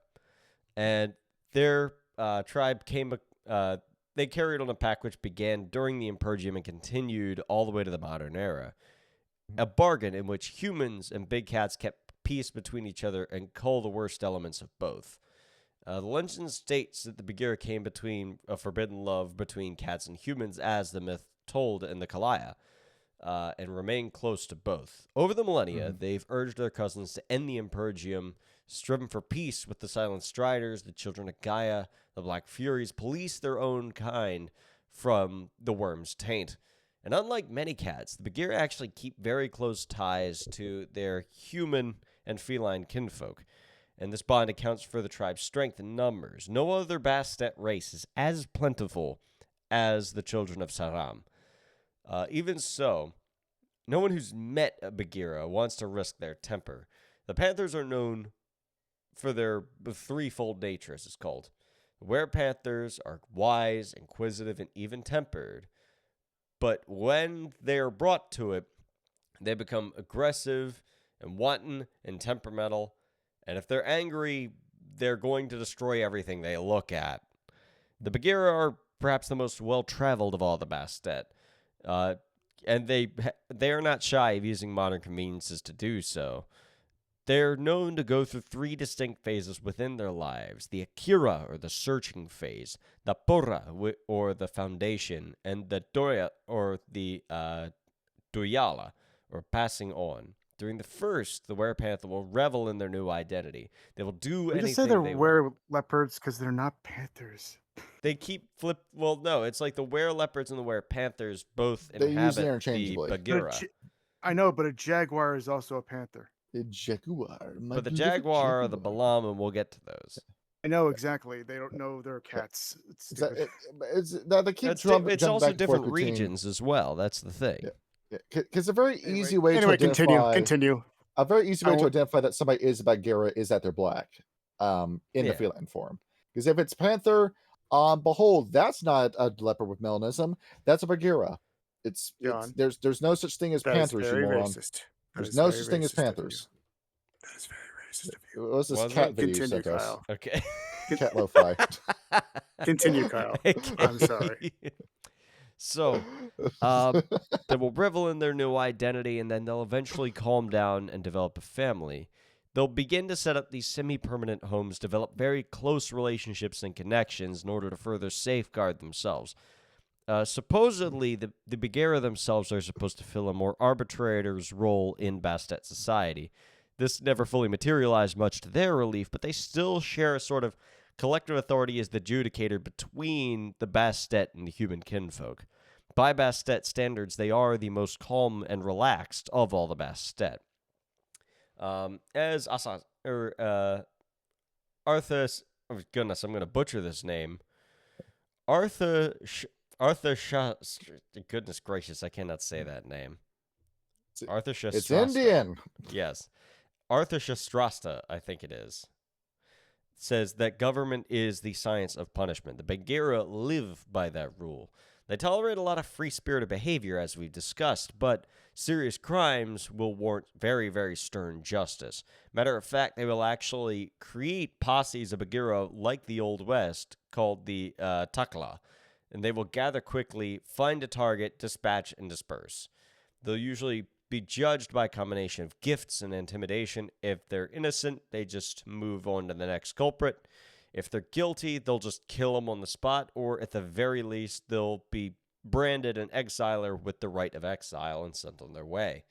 The Bagheera practice justice as a vocation in this respect and will travel the world hunting down criminals of all species, human, Bastet, or feline, respectfully. Truly outrageous crimes have provoked massacres led by the Leopard Men and the Black Panthers. And in recent years, the tribe has run afoul of Pentex, and this has severely cost them in numbers.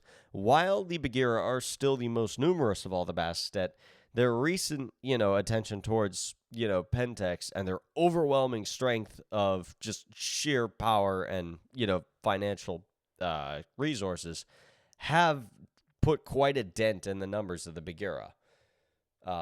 But they are still trying to fight them. Even with the greatest were-panthers can call up gifts that turn them into huge, multi-arm killing machines, as we discussed. As it was said, Vishnu birthed the cat, Uma stroked it, and Kali sent it in motion. It's a common expression. Though most Khan claim it applies to them, the Bagheera fit the bill more than anything.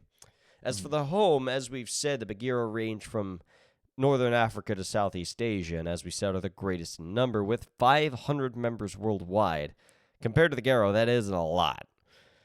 And before they reach Pura, they intend to rove wildly, which means there is a very real possibility of them regaining any strength that would have lost against Pentex. As for the culture of it, given their broad swath and their broad reach, Bagheera are raised Hindu, Muslim, Buddhist, some tribal cultures, and even Catholicism, and within their culture have a very, very strict idea of honor. The litany that they have written is taken very, very seriously by the Bagheera. As we discussed, the sense of justice marks all of their relationships, and humans all across India and Africa will still find werecat lovers. They revere their children as gift, and they're found within the Ambri Macho, the Choi Mal, the Beremaye, and the Leopard Men of Chupa, who will worship them as deities. To this day, the Bagheera actually have no Metis members. How the tribe is organized, however, the Bagheera are actually very loose. Most lower-ranking Panthers will remain in touch with their elders, and they will respect any advice or command they'll give. Other than that, they're sort of left to their own devices unless they hear a war cry. These summons are often conveyed by spirits or through kinfolk networks that will call a war party together. The Bagheera of the highest rank will lead the group, and they will judge the accused and decide the punishment. Such calls used to take weeks to assemble, but modern communication allows them to call a hunt within a day. Bagheeras who respond to war cry will agree to do as they're told, though they may dispute a judgment if necessary, but most cases favor the elder. After disastrous fights with Blacktooth, Pentex, and as we'll discuss later, the Nagda Rakbur Khan, the tribe has put moratorium on more large-scale war cries unless some disaster threatens them. The tribe has lost a lot in recent years to risk more one-sided battles. Now, as we discussed, as the eyes of Mother Gaia, every different tribe of Bastet will seek different secrets. Bagheera like to learn cultural lore, supernatural puzzles, languages, and political gossip. and the innate sense of honor that binds the bagheera keeps most away from more forbidden occult research, though some dabble in that. The Yava. So every Bastet tribe will have a Yava, which is a secret, well, not secret, but a set of sub-rules to also coincide with the existing Bastet litany. The Yava for the Bagheera is that Bagheera sleep deeply during the new moon. Once they slumber, nothing short of violence can awake them. Make a trail of salt. A panther will follow it from beginning to end without stopping. Blessing a leopard's prey with abaya, which is a hand gesture meaning protection, will force the cat to flee unless his rage is just. 3 little extra things that they will do. Bagheera, It's 3 different clan weaknesses. Yeah. yes. But that's the Yava mechanic. It's 3 So they're bans super more so than specific laws. weaknesses. They're only going to get more specific as we go down the line. Yes. Now you notice with the Bagheera, they went all in on the first one. Yeah, this is Yes. a very well written sub tribe. They got all the goodies, but I'm also noticing let's go a little bit further with this. I'm not going to read off the whole myth, but I was looking around and I was thinking, well, you've got the Africa, the India connection. It feels like this tribe's a little bit spread out, but then I thought, well, what about India? Like, why are we called the Bagheera, especially? Because that's the Indian jungles. I looked into it. I tried pulling up some leopard myths from India, and I got one because one of the faces of Shiva is Bhairav, who's one of his incarnations, who is depicted as sitting on top of leopard skin. And you've got a few myths about Shiva donning the form of a leopard in order to fight people. So, what if we took that and we did more with the Bagheeras, like saying, like the Ravnos, you guys are on a holy war where you believe you've been commissioned by Shiva to go and fight a war in his name. That could be either the balance worm or a deity, or for this to work, it could be a mage connection where this is a mage that has reached level 9 in Oret, has ascended, and is close to becoming god. And what are they going to fight against? I don't know. How about the Kuei Jin? Yes. The Kuei Jin. Specifically the Jin, Kuei haven't we? Jin. Yeah, just send them after the Kuei Jin. They're behold. That's how they're fighting the worm. You have the Bagheera fighting the Kuei Jin. Bombs away. There's your story. I'm on board. Simple as that. Simple as. Simple Yep, as. there we go. You have a rage across Nepal. Whatever. There it is. That'll be a fantastic Himalayan game.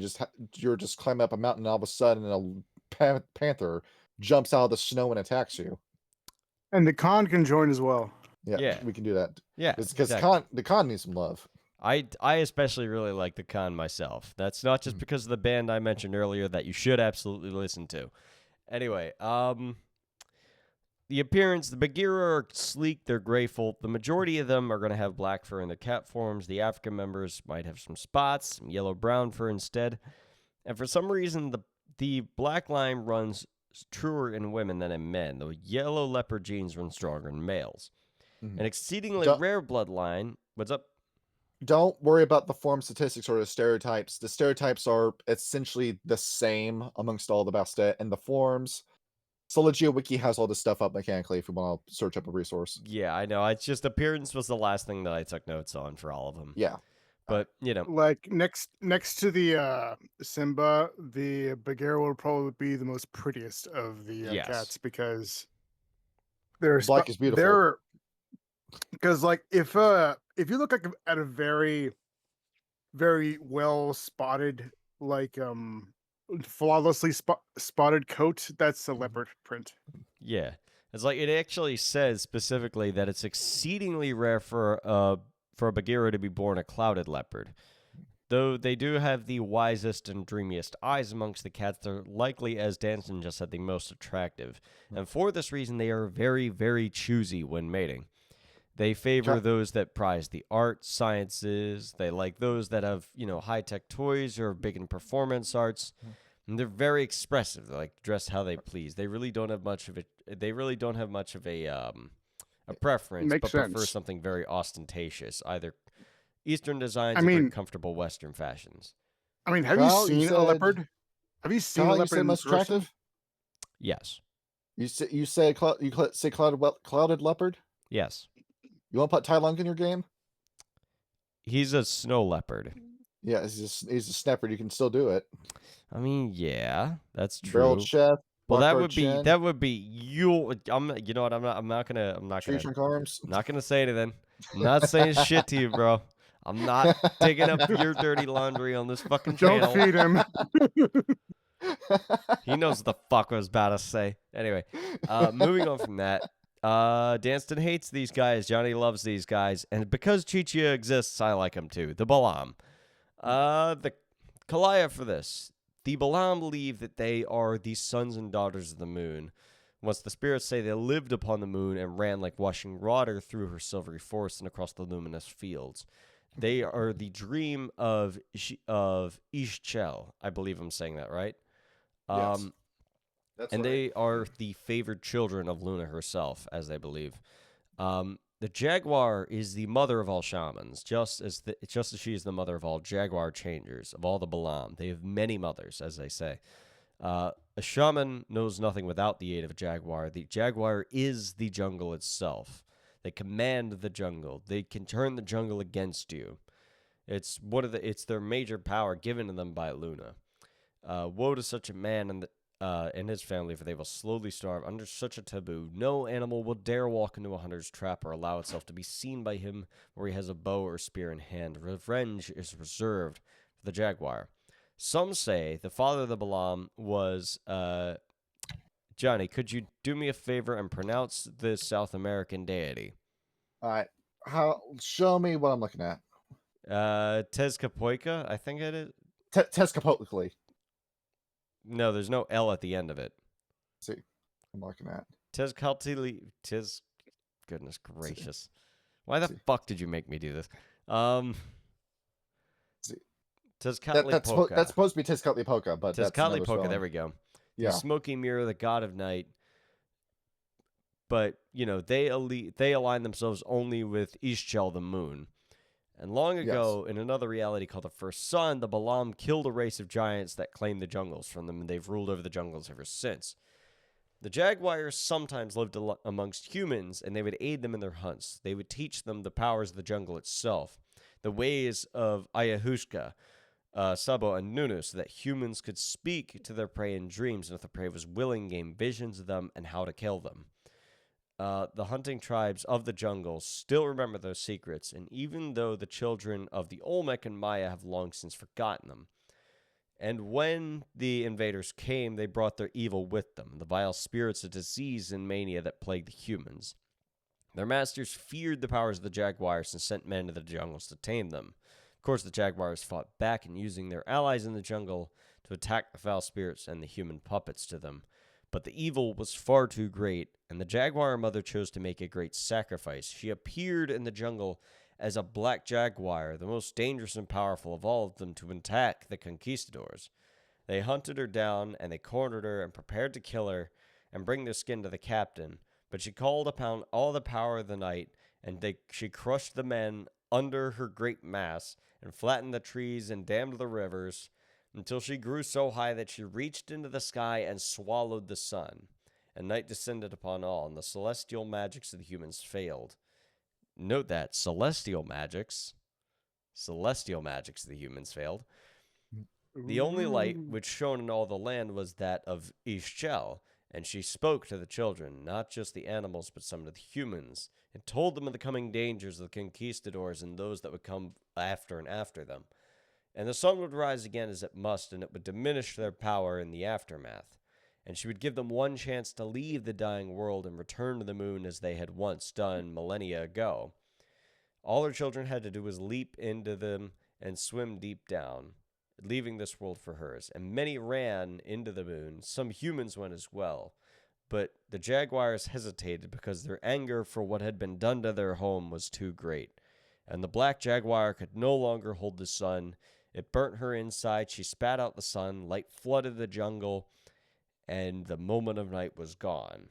Escape was forever denied, and the Balam, that the fifth sun, the present age, began to die. And to this day, the reflection of the moon causes a deep yearning in all the parts and all of the hearts of the Balam. That is. So let me get this straight. So They were told that the conquistadors would arrive before they got there.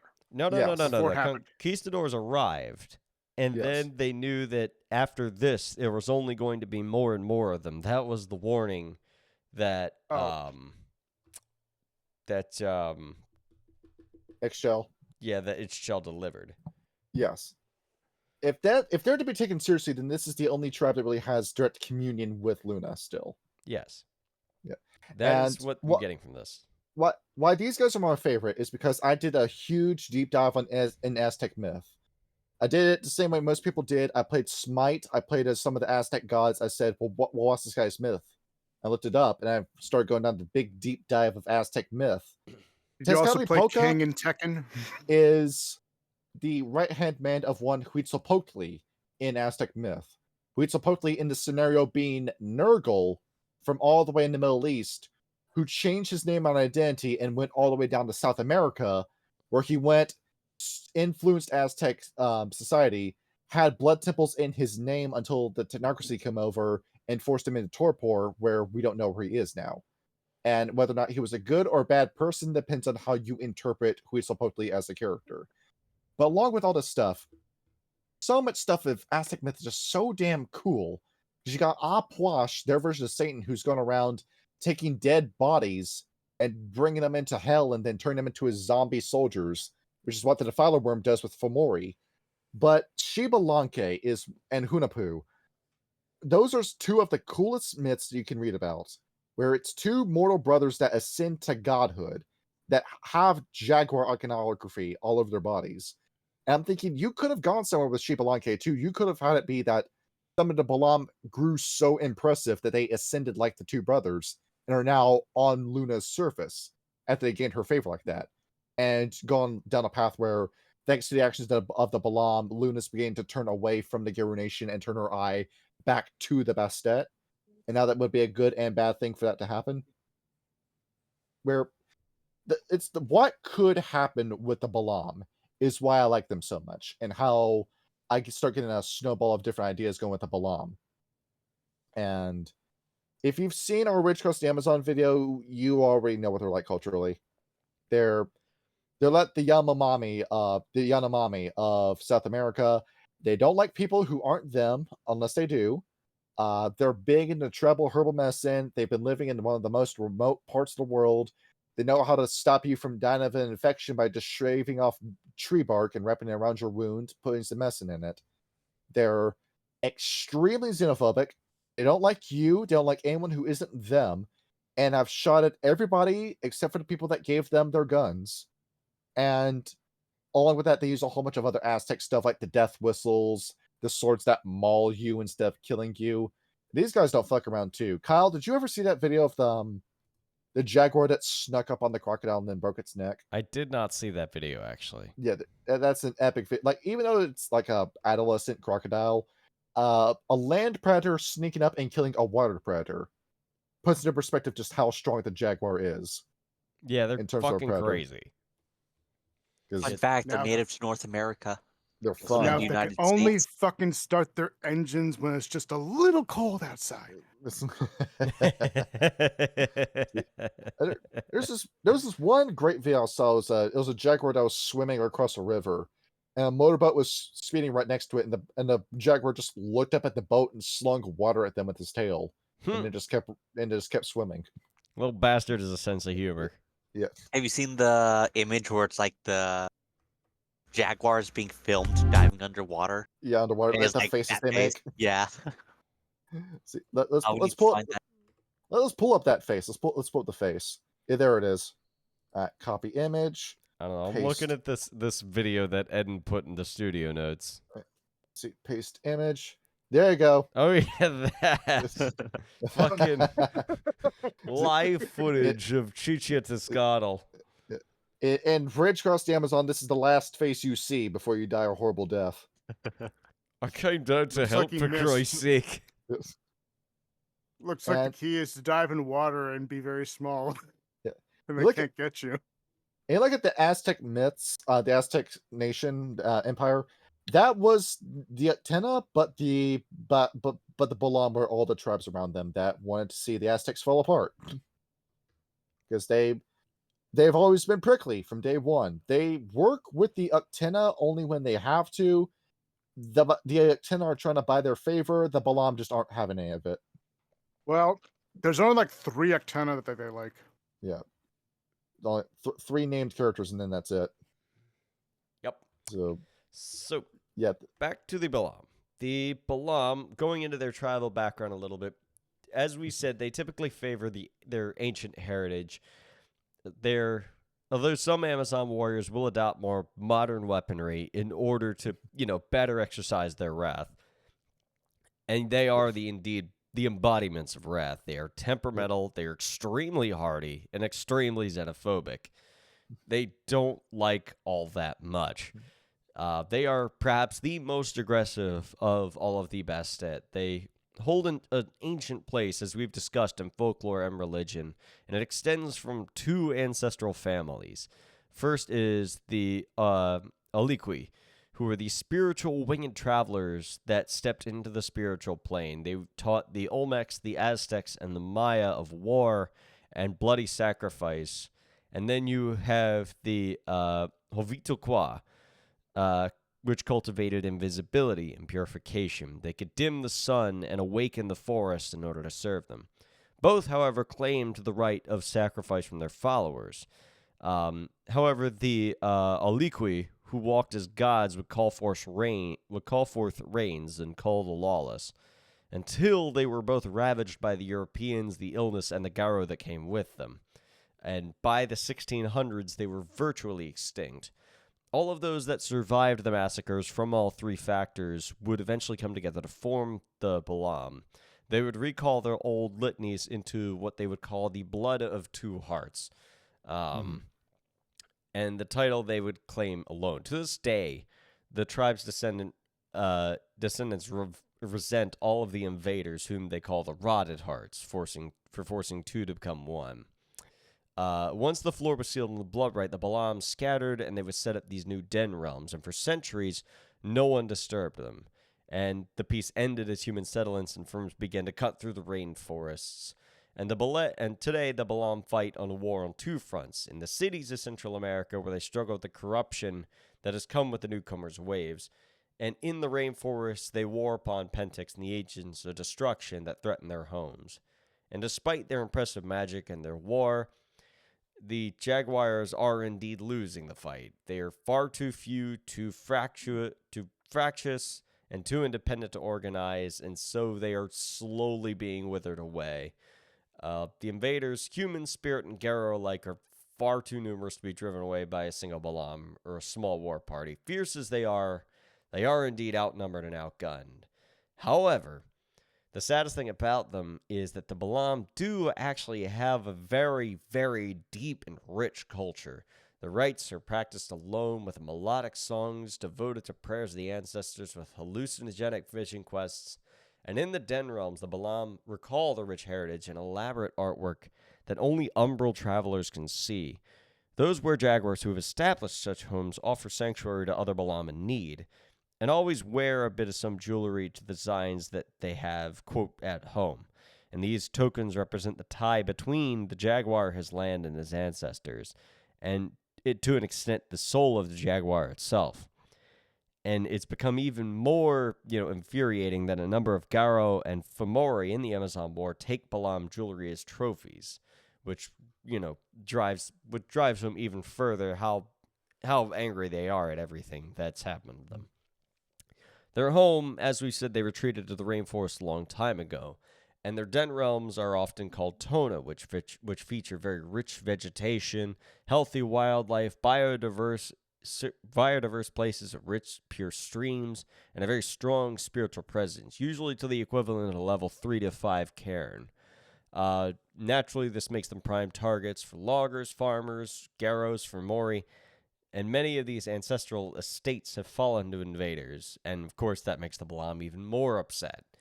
Some more modern jaguars prefer the cities to the wilds, and others range to the mountains and the plains.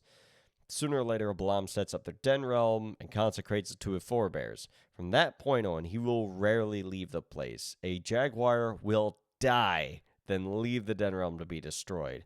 Those who do are shunned by their people. As for the culture of the Balam itself, they have a very strong importance on honor and family. The culture transforms, which they come from, the stress that they come under for pressure of personal responsibility and family honor. And while the Jaguar themselves don't usually get along, many choose very lifelong mates from both human and cat alike.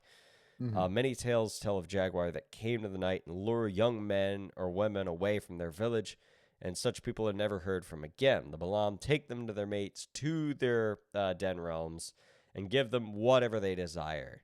Despite their ferocious temperament, they are very, very affectionate to their loved ones. Their mates are pampered, protected for the rest of their lives. Their children are raised with love and care. And the tribe's haunted history breeds a desperate attachment to the family. Once bonded, a Balam will never stray. What's up? Before we move on, I just want to point out and reach across the Amazon, all those things are so true that, a Balam will decide not to leave its den realm so much that it would rather itself be possessed by Banes as well as its own kinfolk, rather Yes. than leave. Given A lot their of the history with Incas. Given their history with Clan Bali, that makes sense. Yes. So Literally one of the last Incas alive is Balam, and she's possessed and guards the Pentex facility with her possessed kin. Pride before the fall. Yep. you live And long enough to see when they yourself hunted become down the and killed villain. her, she smiled in joy. You became the very thing you swore to destroy. Bring up the Bubasti. The Babasti, right. Well, hold on. I do want to say that the Balam, if they weren't so xenophobic, I could picture myself creating a Balam luchador character. That'd be kind of that, fucking that, sick. that exists. Does that it? exists. And he works for the worm. Yeah. Actually, The other Yeah. named character that you just find outside of the Balam, the Bastet sourcebook, and all of them work for the worm or are possessed. You know that wrestling book God. I'm working on right now? That's EWW, and that is Huitzo Colibri, who is the current singles wrestling champion for heavyweights. because I mean, like the whole the Jaguar warriors, Yeah. like of the Aztecs, like they were actually inspired by. That's what inspired the luchadors to begin with. The idea Yeah. of wearing masks. Yeah, because you had the Hombre Tigre. Yeah. Yeah. And yeah, he's in that book, and he breaks crutches over people's heads in the ring. Nice. Awesome. And the Babasti, we don't need to worry too much about the culture because we did talk about that in Retros Egypt.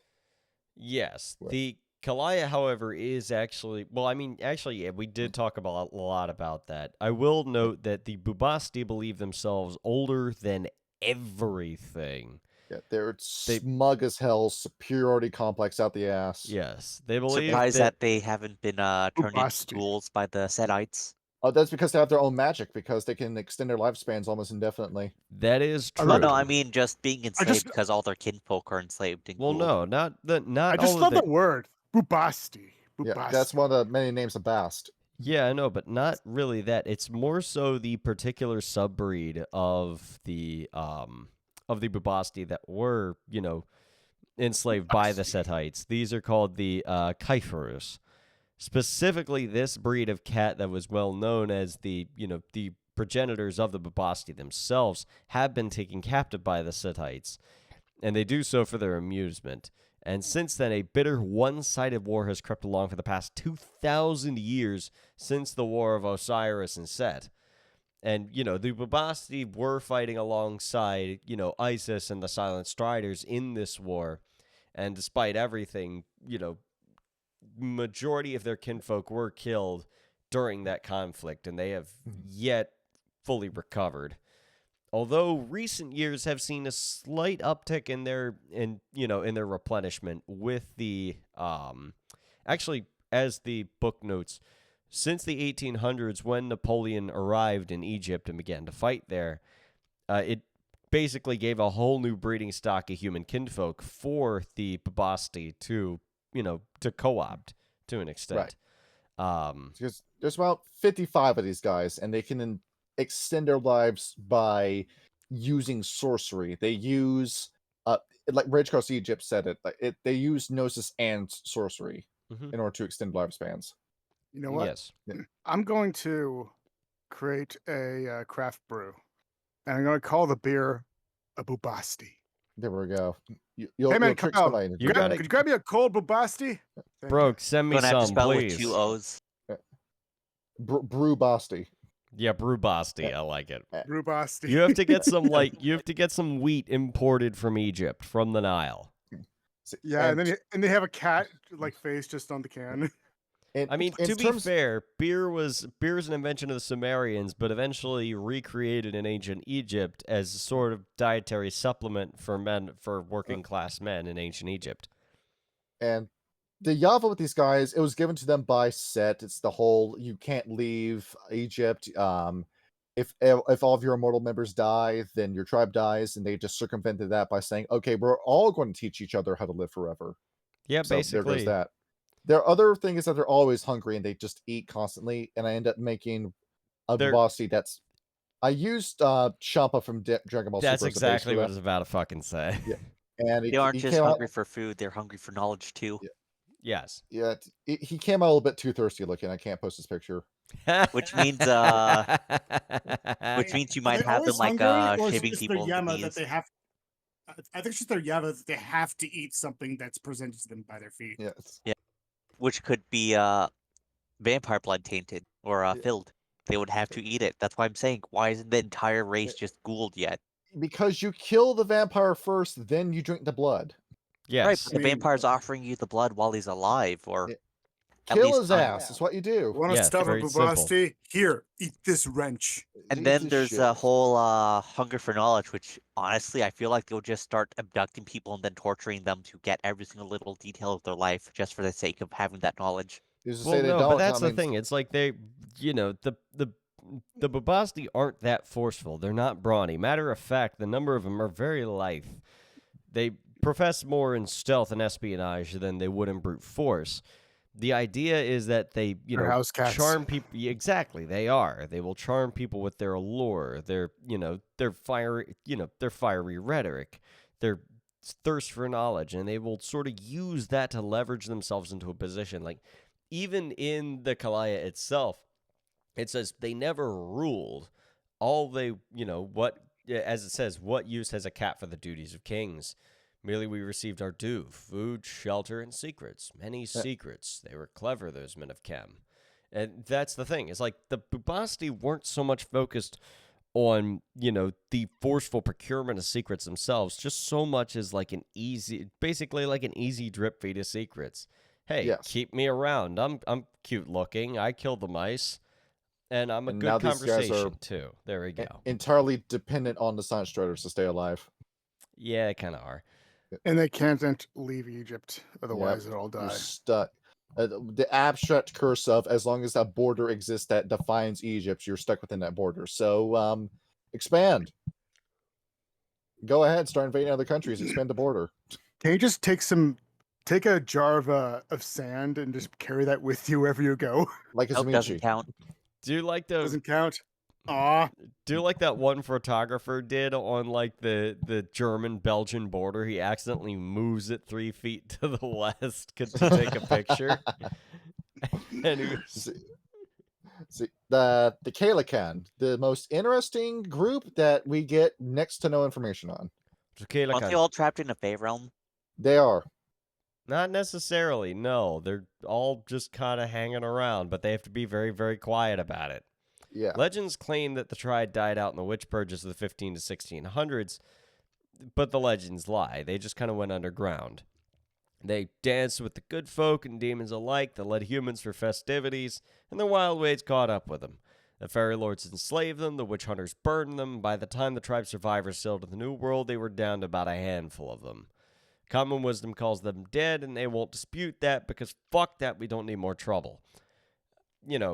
Basically what the Kalakan have been doing is they sort of keep touch with each other through a hidden code called the Silent Way. It's this interesting musical bardic code, and they believe that this false fairyland called Doroyan Blair still exists. And in order to best communicate with this few numbers that they have, they've adopted to this modern world sports, music, mass media, psychology. They follow passion, much like many other Fae do. It intoxicates them. Emotion draws them like ants to sugar. And they're not shy about whipping up the occasional frenzy, as we talked about with the gifts. They tend to favor blades over guns. And they do have a natural aptitude for technology. They dabble in magic as well. Their games are either playful or malicious, oftentimes both. But they are cursed with what's called the Celican shift. They are manic. They're unstable. Every single year, they will have to change their name, their face, their identity, and become something entirely else. But the good part about this is that 14-year-old high school girls. kind of, yeah. It does make it much easier to hide in plain sight because of this. They do favor their old world roots. Most tend to speak in Gaelic or French or Old Norse as second languages. Passion is the key to attracting them. They love to be around glamour.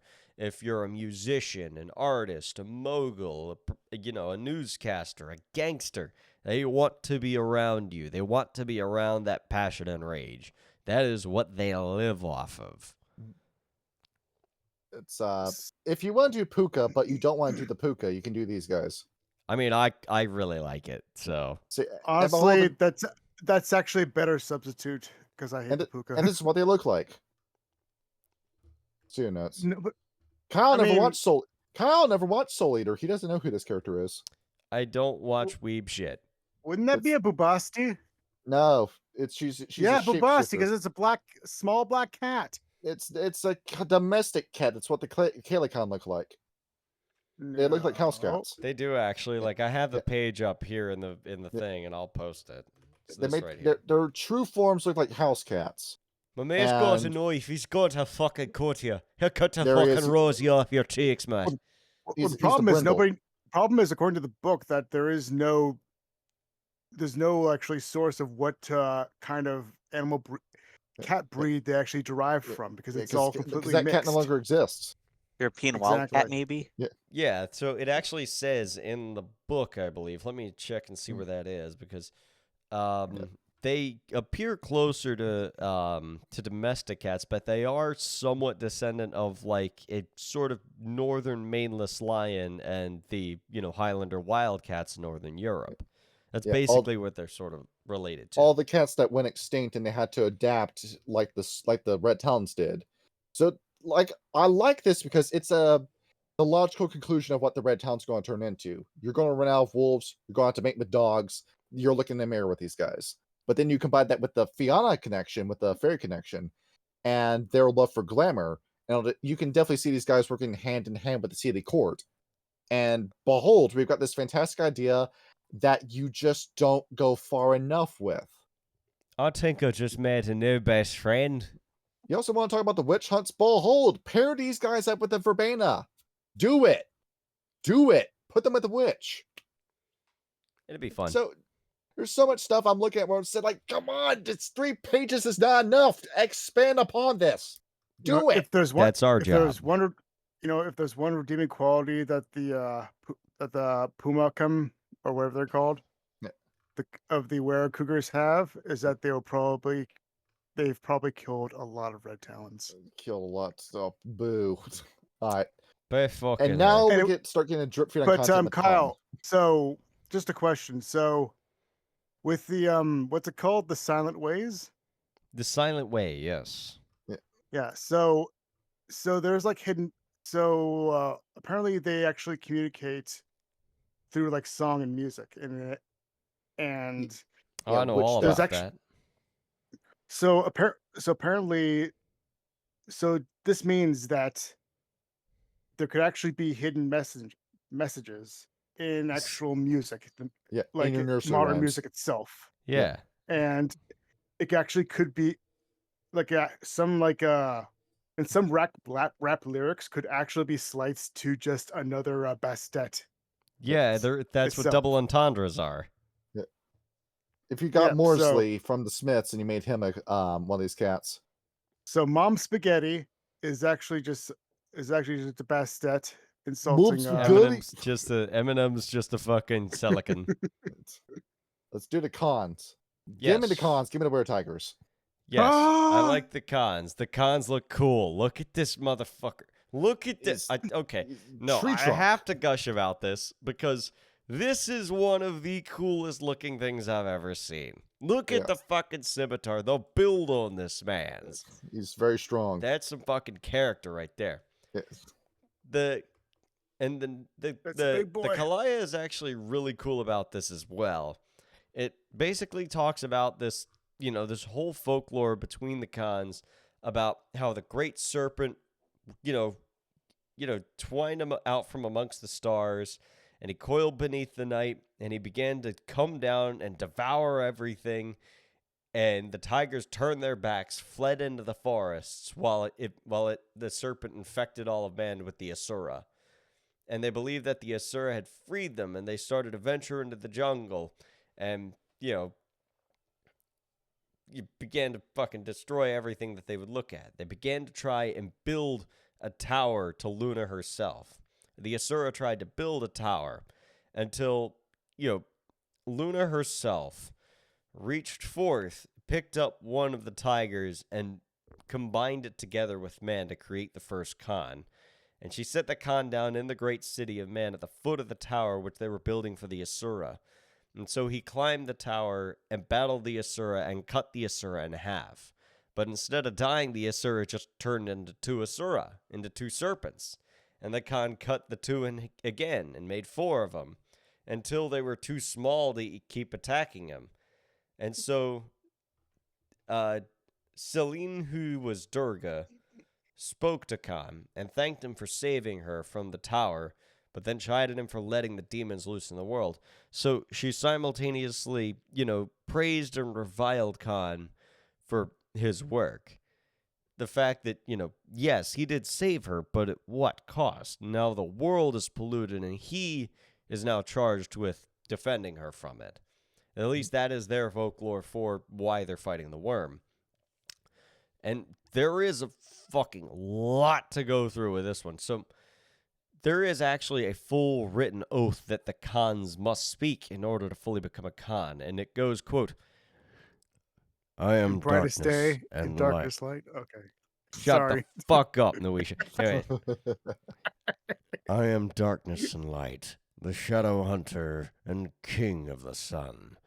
My claws hold the earth, my tongue tastes the sky. I am steadfast and strong, compassionate and caring. I am tiger, and my words are pure. And with that oath, Atekemet joins the ranks of the Bright Kings, the ranks of the Khan, a proud breed whose pedigree reaches to the beginning of time itself. It is debatable which, the Simba or the Khan, better fits the title of nobility of the Bastet. But, the Bastet, the Khans evoke the Bastet that the lions demand. They range from Asia, the snowy mountains in North Asia, as far north as Siberia, down to India. The were-tigers hunt the spawn of the worm and defend the last of their kin. They are solid, they're dependable, they're strong, but they are occasionally too trusting or too sure of themselves. They're very straightforward, action-oriented. They don't scheme up, they're not very clever, but they get the job done. When they do it to the nth degree. From fighting, to romance, to hunting, to studying, to thinking. They will throw themselves at a task with everything that they have. And they love company except for each other. The only issue with them is, they are probably one of the fiercest enemies of vampires, of Fomori, of Garo. But the problem is, because of that, they've made 2 enemies all at the same time. Mm-hmm. And they also don't like to. What's up? They kind of have this mindset where they have to actually, I have to fight this thing alone. Yes. Nobody else can help me with this. Bushido, honor. I must do this myself. It's the way of the Wuxian of the samurai. I gotta do it all on my own. Question. It's more a thing of all my friends are too weak to help me. Yeah. Question. Was that? Since Bastet can't really step sideways into the Umbra without a gift, wouldn't that mean these guys being all alone are really susceptible to Bane possession? Exactly. They are, and we will get to that because there is something that will come up. Like we said, there have actually been 4 separate occasions in which the Khan have almost destroyed themselves. The Warriors rages his curse, and it has undone the clan that many times. There have been 4 great wars that have decimated their numbers. The Marudikla War of prehistory, the Tag War between the Mongols and the Hindus, the Bloody Cloisters Purge of the 1800s, and the near fatal, the most recent Nugda Rakbar feud of the 1950s.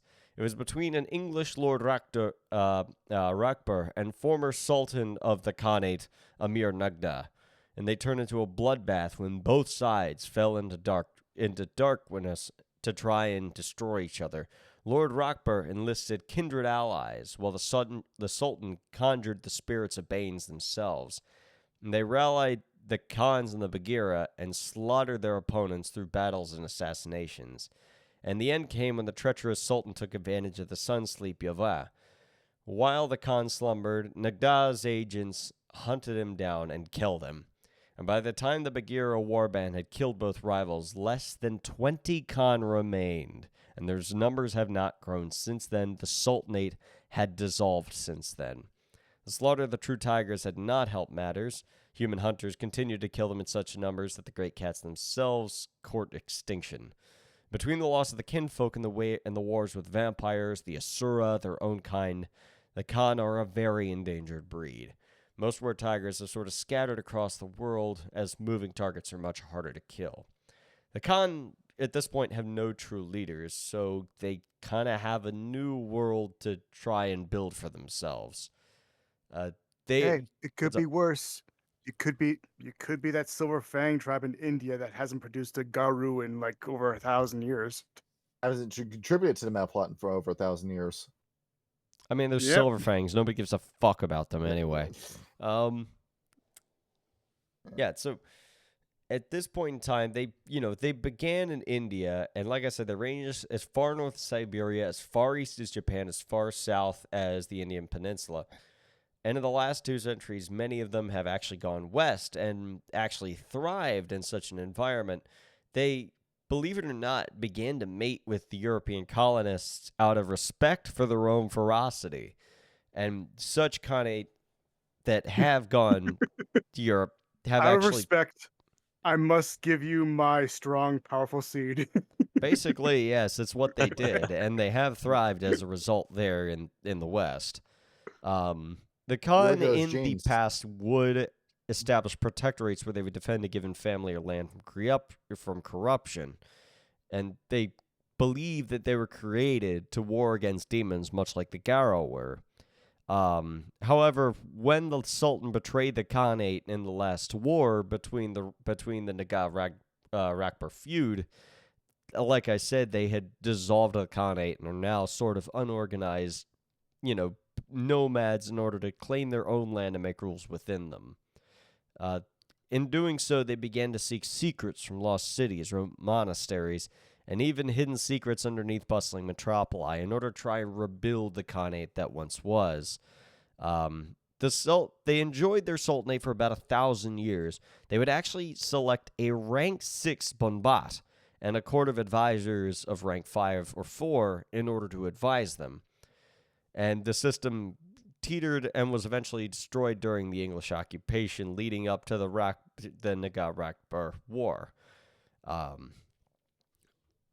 They, of course, as we've seen, they appear as very regal warriors, large, broad-shouldered, brawny, noticeably larger than the females, usually ill-tempered amongst other Khans, but they love company of all times unless they're getting in a fight, in which case they would rather face one alone.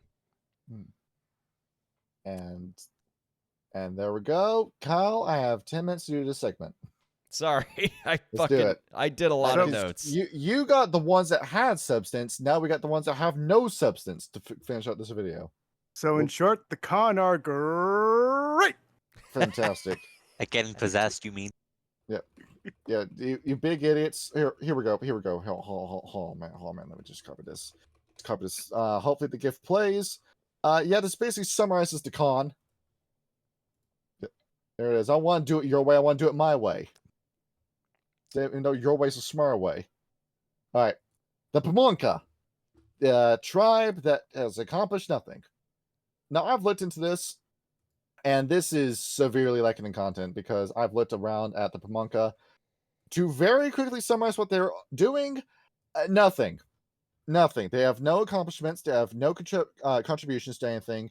They did not participate in the War of Rage or the Imperium because it did not happen in their homeland of North America. And they've just been around before the Wendigo came on the land bridge and then spread out with the Uctina and the Croatan. So they were just there, chilling out. In the Also, Pure Lands. they decided to steal the Yuanti's job for a little while, but then they kind of decided not to do that anymore. And what did they really do?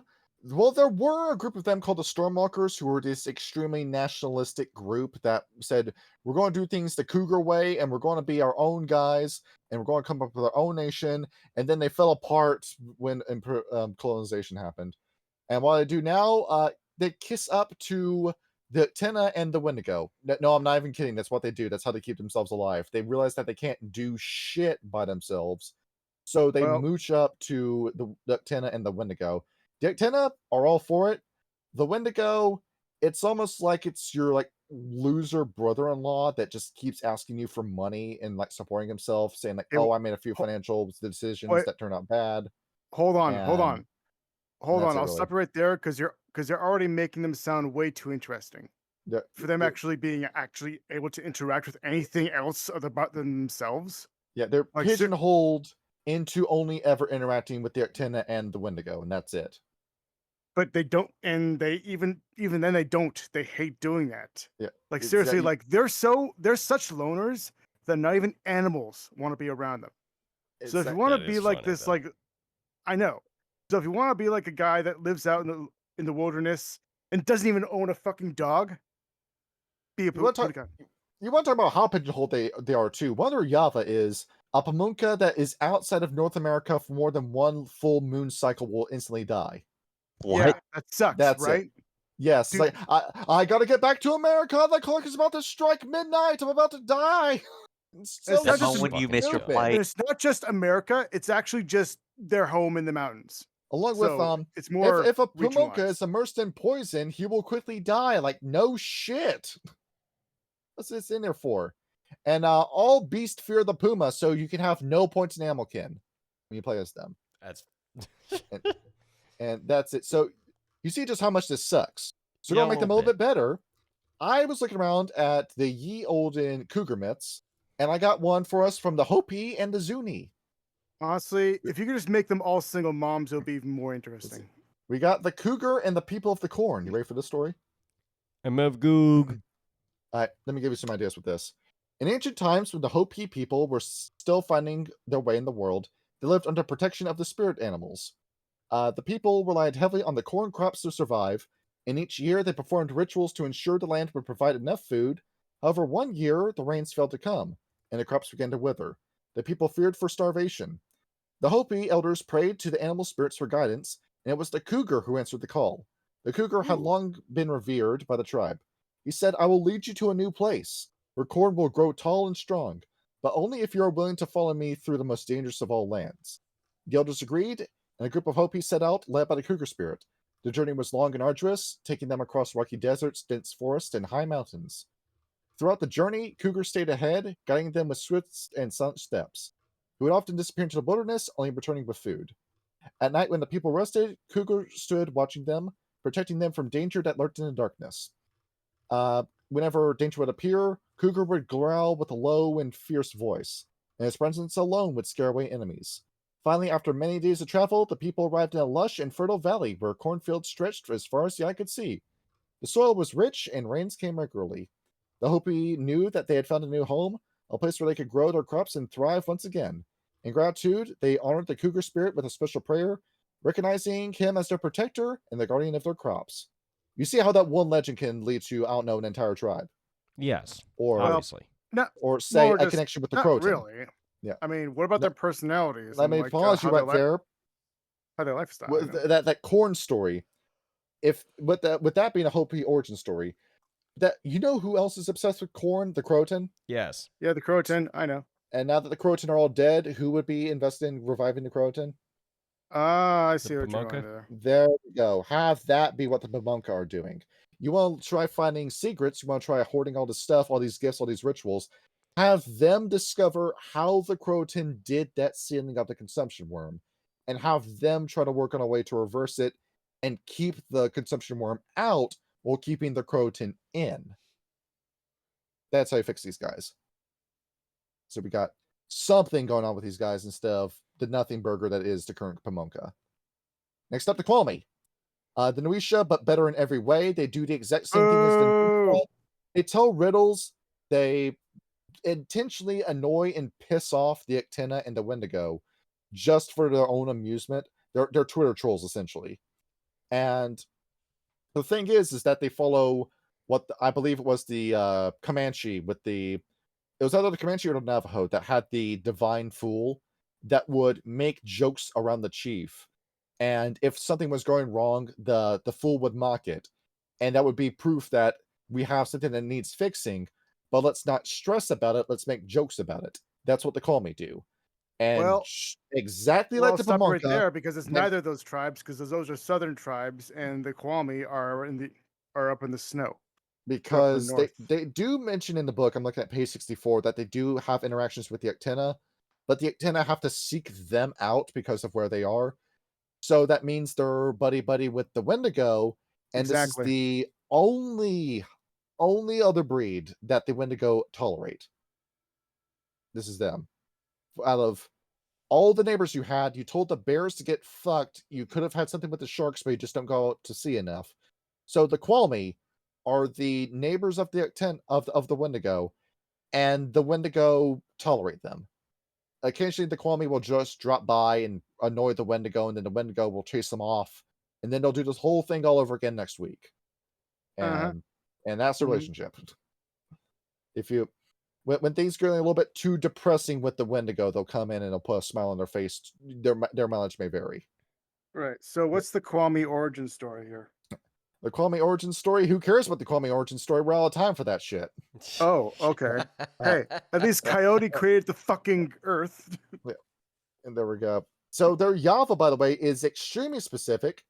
And the reason why I brought up that riddle stuff with the gifts, this is what ties into it. If you solve a Kwame's riddle and read it out loud in the middle of combat, all the effects of their gifts will immediately stop. That goes on with their Java. You can cast Counterspell and Dispel Magic at any point in your encounter with the Kwame. And no Lynx can ever speak the truth about her parents. Confront a Lynx with the name of and faces of her parents, and it will put her into a state of confusion that will last for days. What Also, you're the saying Kwame... is that What? you just find her parents, cut their heads off, and then bring them faces. Yeah, that's how you shut that down. When's that ever going to come up, right? And then the last Java is they share a soul with the salmon. If the salmon die, they die with them. Where given that the salmon are being farmed, I don't think that's ever going to happen. Salmon literally die after they mate every single time. They They're- biologically stop die. having because of the sex. process. Just stop having sex. It's the big moral of the story. Why gotta fuck so much for? Why are we ending Because, I on mean- this? Yeah, take I that mean- Baldo off. You don't need that. Okay, It's creating life. you know? let's skip the Simba. Let's save the Simba for last. Let's go into the Swara, where there's...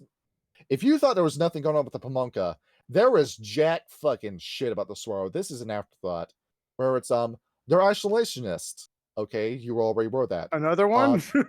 Let's see. They keep to themselves. We already have that. They'll ever stray from their lands. They're nihilistic for some reason. So why haven't they all killed themselves? I don't know. And you look at all this text, and it's all fluff, no substances, guys. Nothing is going on with them. And this is a were cheetah, and this is all you get. This is all you fucking get with a were cheetah. Let's read what the Yavan are and just how fucking stupid these are. The Swara are very protective of their mother's good name, Gaia's name. If you insult Gaia, you will immediately send a cheetah into frenzy. The swirl of the moon intoxicates a Swara. If you somehow get a moon rock and you grind up that moon rock and you get them to drink the moon rock, it will cause them to dance and laugh. That's When kinda- is that ever going to happen? Ew. And Mm. and then lastly, it's just shit about frenzy. I don't care. It's there's nothing going on with these guys. Let's fix it. Let's give something going on to the cheetahs. You ready for this? You ready for this, legend? Good. We're going to go to Africa for this. We'll mention the San people. The San people, for those who don't know, are the Bushmen of Botswana, Namibia, Angola, Zimbabwe, Zambia, Lesotho, and South Africa. Here's one of their myths for you. The legend of Cheetah's tears. Long ago, the cheetah was known throughout the land as the swiftest and most skilled hunter. Her sleek body and incredible speed made her unmatched in the savannah, and no animal could outrun her. However, the cheetah was not a great hunter for herself. She was also a caring mother. She had cubs who depended on her for food, and was always sure that she hunted enough to feed them. One year, a severe drought struck the land. The rivers dried up, the grassland turned brown, and the prey became scarce. The cheetah, being a great hunter, still managed to catch enough food for her cubs, but this drew the attention of greedy hunter humans who were jealous of her kills. The hunter, unable to catch the prey himself, decided to steal one of the cheetah's cubs. He knew that if he could raise the cub, it would grow up to be a fast hunter just like his mother, and he would never have to hunt for food again. One morning when the cheetah was out hunting, the hunter sneaked into her den and took one of her cubs. When Cheetah returned, she realized what had happened and was overcome with grief. She searched tirelessly for the cub, calling out for it across the plains, but to no avail. For days she roamed the savannah, crying as she walked, but the hunter had taken it far away. Eventually, the great spirit of the sun, of the savannah, heard the cheetah's cries and took pity on her. The spirit returned her cub to her, but by then, the cheetah had cried for so long and so hard that her tears had permanently streaked her face with dark stripes. The spirit told the cheetah, "You are the swiftest and most skilled of all the hunters, and you hunt only for what you need to survive. Let these marks be a reminder to all the mothers out there whose love is just as strong as yours." And there's your math for you. So, how about we take that and, just for starters, give the Swara a big family unit. They're deeply caring, or say we add on to that motherly aspect of them. Give them some kinfolk with the Black Furies. That being a mom and being a parent is super integral to the cheetahs. Because after all, the cheetahs don't leave the cheetah mother until the cheetah mom is absolutely sure they can hunt off by themselves. Because after all, they care for and cuddle with their cubs for I don't have an exact number for you, but it's to the point where the cheetah is the same size as the mom. Also, the And males don't split up. Males have to literally stick together for the rest of their lives. exactly, they mate for life. No, So no, just not mate. They literally just stick together, same gender males. From so the there we same go. litter, I mean. So you could have had all this stuff with sex and gender up with the Swara. And then this is just another one of those missed opportunities where your lack of information just prevented something interesting from happening. And now we just have a group that's just a complete afterthought. You know, it's kind of funny. They're kind of the opposite of the lions, Yeah, where exactly. the females are all together and there's one male. Instead, with the cheetahs, the females are solitary, but the males all stick together. Yeah, one sexy cheetah leader of the pack, and then all the males clamber to her feet for forgiveness. Only for mating I season. like Nala and There it is. Rajah, the whole triad. Yeah, Sarabi. And now we can talk about the Simba. Let's finish it off with the Simba. Okay, so we already talked about the whole Blacktooth myth, and that's most of their entry. I do think there are way too many Simba men in this book because if you remember line structure, it's the women who did the hunting and then the men who managed the family, so to speak, the pride. Yep. And And if if you there's ever two males, then the male line is cast. That male baby is outcast. and I feel like if you want to put a Simba in your game, make it a woman. Always go for a woman Simba when you encounter one by themselves. So you're not encountering Simba and Mufasa, you're encountering Nala and Sarabi. And Well, you could be like an outcast male. and That with your this, My father doesn't know I exist. If he does, I'm dead. do they have anything talking about how lions were in Europe? No! What book did you think you were reading? No, we get nothing about that. We get no explanation as to White Lion of the White Howlers. He was just there, and now he's with Griffin. And what do they think of that? They don't think of anything. Great. So glad we had that plot point put in here. Now, there are 3 tribes, so to speak, within the Simba. This is interesting. You have the Amadu, the Abuja, and the Mai, where they're all based off of 3 different martyrs that were the 3 kids of the original leader of the Simba who kind of sort of formed the Simba nation, so to speak. And these are 3 different schools of thought. The majority are the Amadu, where, same as the Red Talons, Imperium Day is every day. Every day is a good day to kill a human. And these are what majority of the Simba are. They hate humanity. They hate anything that's not themselves. The Red Talons would get along with these guys if they were wolves. And, well, you want to know why the Ebony Kingdom is so chaotic? It's because of them. There's an invested interest with the Liban for humanity to be at each other's throats all the time within the Ebony Kingdom book. But if you want to know why Africa tends to go to war every week, so to speak, it's because of the Simba, where they love war, they love fighting, they always want to go around. If an empire is getting too big, they'll crush it. If an emperor is getting too much influence, they kill him. They want to keep the chaos going, they want to keep the warfare going. That's what they're doing in the World of Darkness. Not saying about African history as a whole, just in the World of Darkness. Keep that in mind, context sensitive. And next up, you have the Mai, where they're similar to the Wendigo, but not nearly as dickish. They just want to keep to themselves in their own portions of Africa, expand the land if they can, but they just want to create a little nature reserve, a paradise for themselves and for the land itself. And that's all they're really concerned about. Actually, I think they have more along the lines with the Gronder, with the bear-pigs that they're all dead now, and they deserved it because nobody really liked them. And They who's tasted left? delicious, Oh, though. the war Husky- pigs. Yeah, the poor asshole pigs. We're going to do a video about them later. And then you have the Abuja, who are the benevolent kings. They believe that everybody deserves the right to live, everybody deserves to be fostered and be raised. They want to see people prosper. They love prosperity, they love children, they love other animals. And they think that the Simba need to be nicer. Where Let me guess. There are none of them in existence. They've all been wiped there's out. very few of them now, but ever I since the knew formation it. of the ever since the formation of the Ahadi, now they're starting to get attention. Sounds like they adopted the wrong cubs that were worm corrupted. Is that kill them with kindness, right? Yeah. And Wah, Or well, kill yourself with kindness, I should say. and these guys, thanks to the formation of the Ahadi, we mentioned them before in Rage Cross Egypt, where the Ahadi is made up of the Bastet, majority of them being that kind of the Abuja kind of Simba, the Koraks who look like magpies, the Ajaba, and the Rokea, and the Kucha and Kudu, the red talons that bred with the African painted dogs. And do you want to know what they're like in terms of culture? Take a look at the silver fangs, take the incest out, up the masculinity, and there you have it. So they get ephemeris. You're a man's man. You take the divine right leadership of the silver fangs, you combine it with the macho-ness of the ephemeris. You have the Simba. You're basically Andrew Tate. Yep. Oh, you also combine them with some of the gifts of the Shadow Lords that just make people your slaves. On top of that, they have a big focus on marriage. They say, we are not ever going to cheat. We don't get divorced. We pick one wife. We have that wife forever.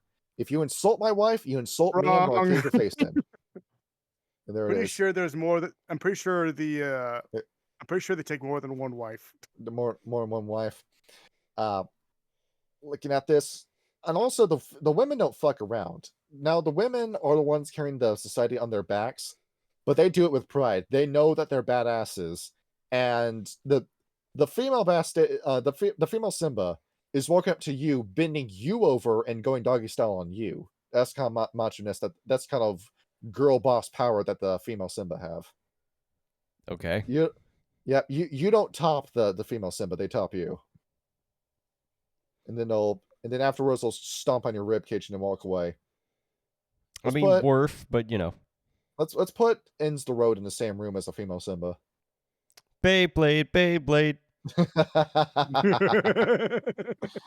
And Well, Mardo Yava. Well, a rope made out of lion's mane will immediately paralyze a Simba if they're tied up in it. Where how specific is that? Let me go That's on. weird. Let me go onto Amazon. Let me pull up my lion mane rope. See, let me go. Can I actually buy this? No, I can't. It's like unicorn string and fucking American Dragon or some shit. To defeat a lion, you must steal his roar. Where I guess that means if you use the silence gift on them, it immediately shuts them in. It shuts them down. So And be a mage. no male Simba will kill his wife or allow another to do the same. The women are protected amongst the Simba.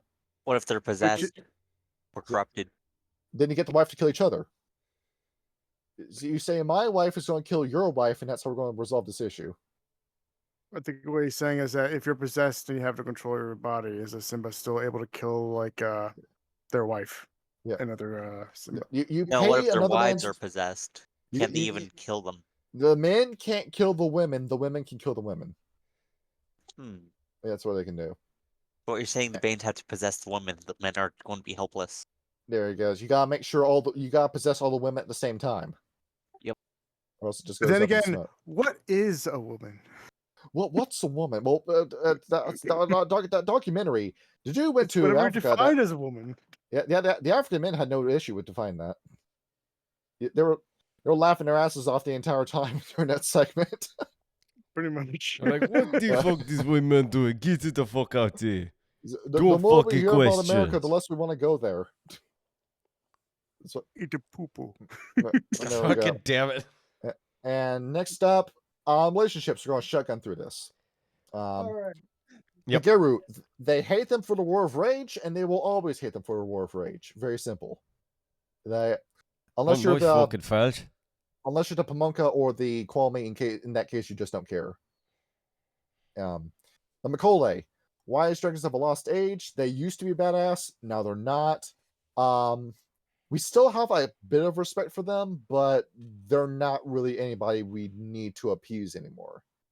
The Simba, the Pamonka, and the Balam, they deal with them the most. And when was the last time we've seen a Makole as of late? So if you see one, respect it. If not, whatever. Next up, the Children of Rat.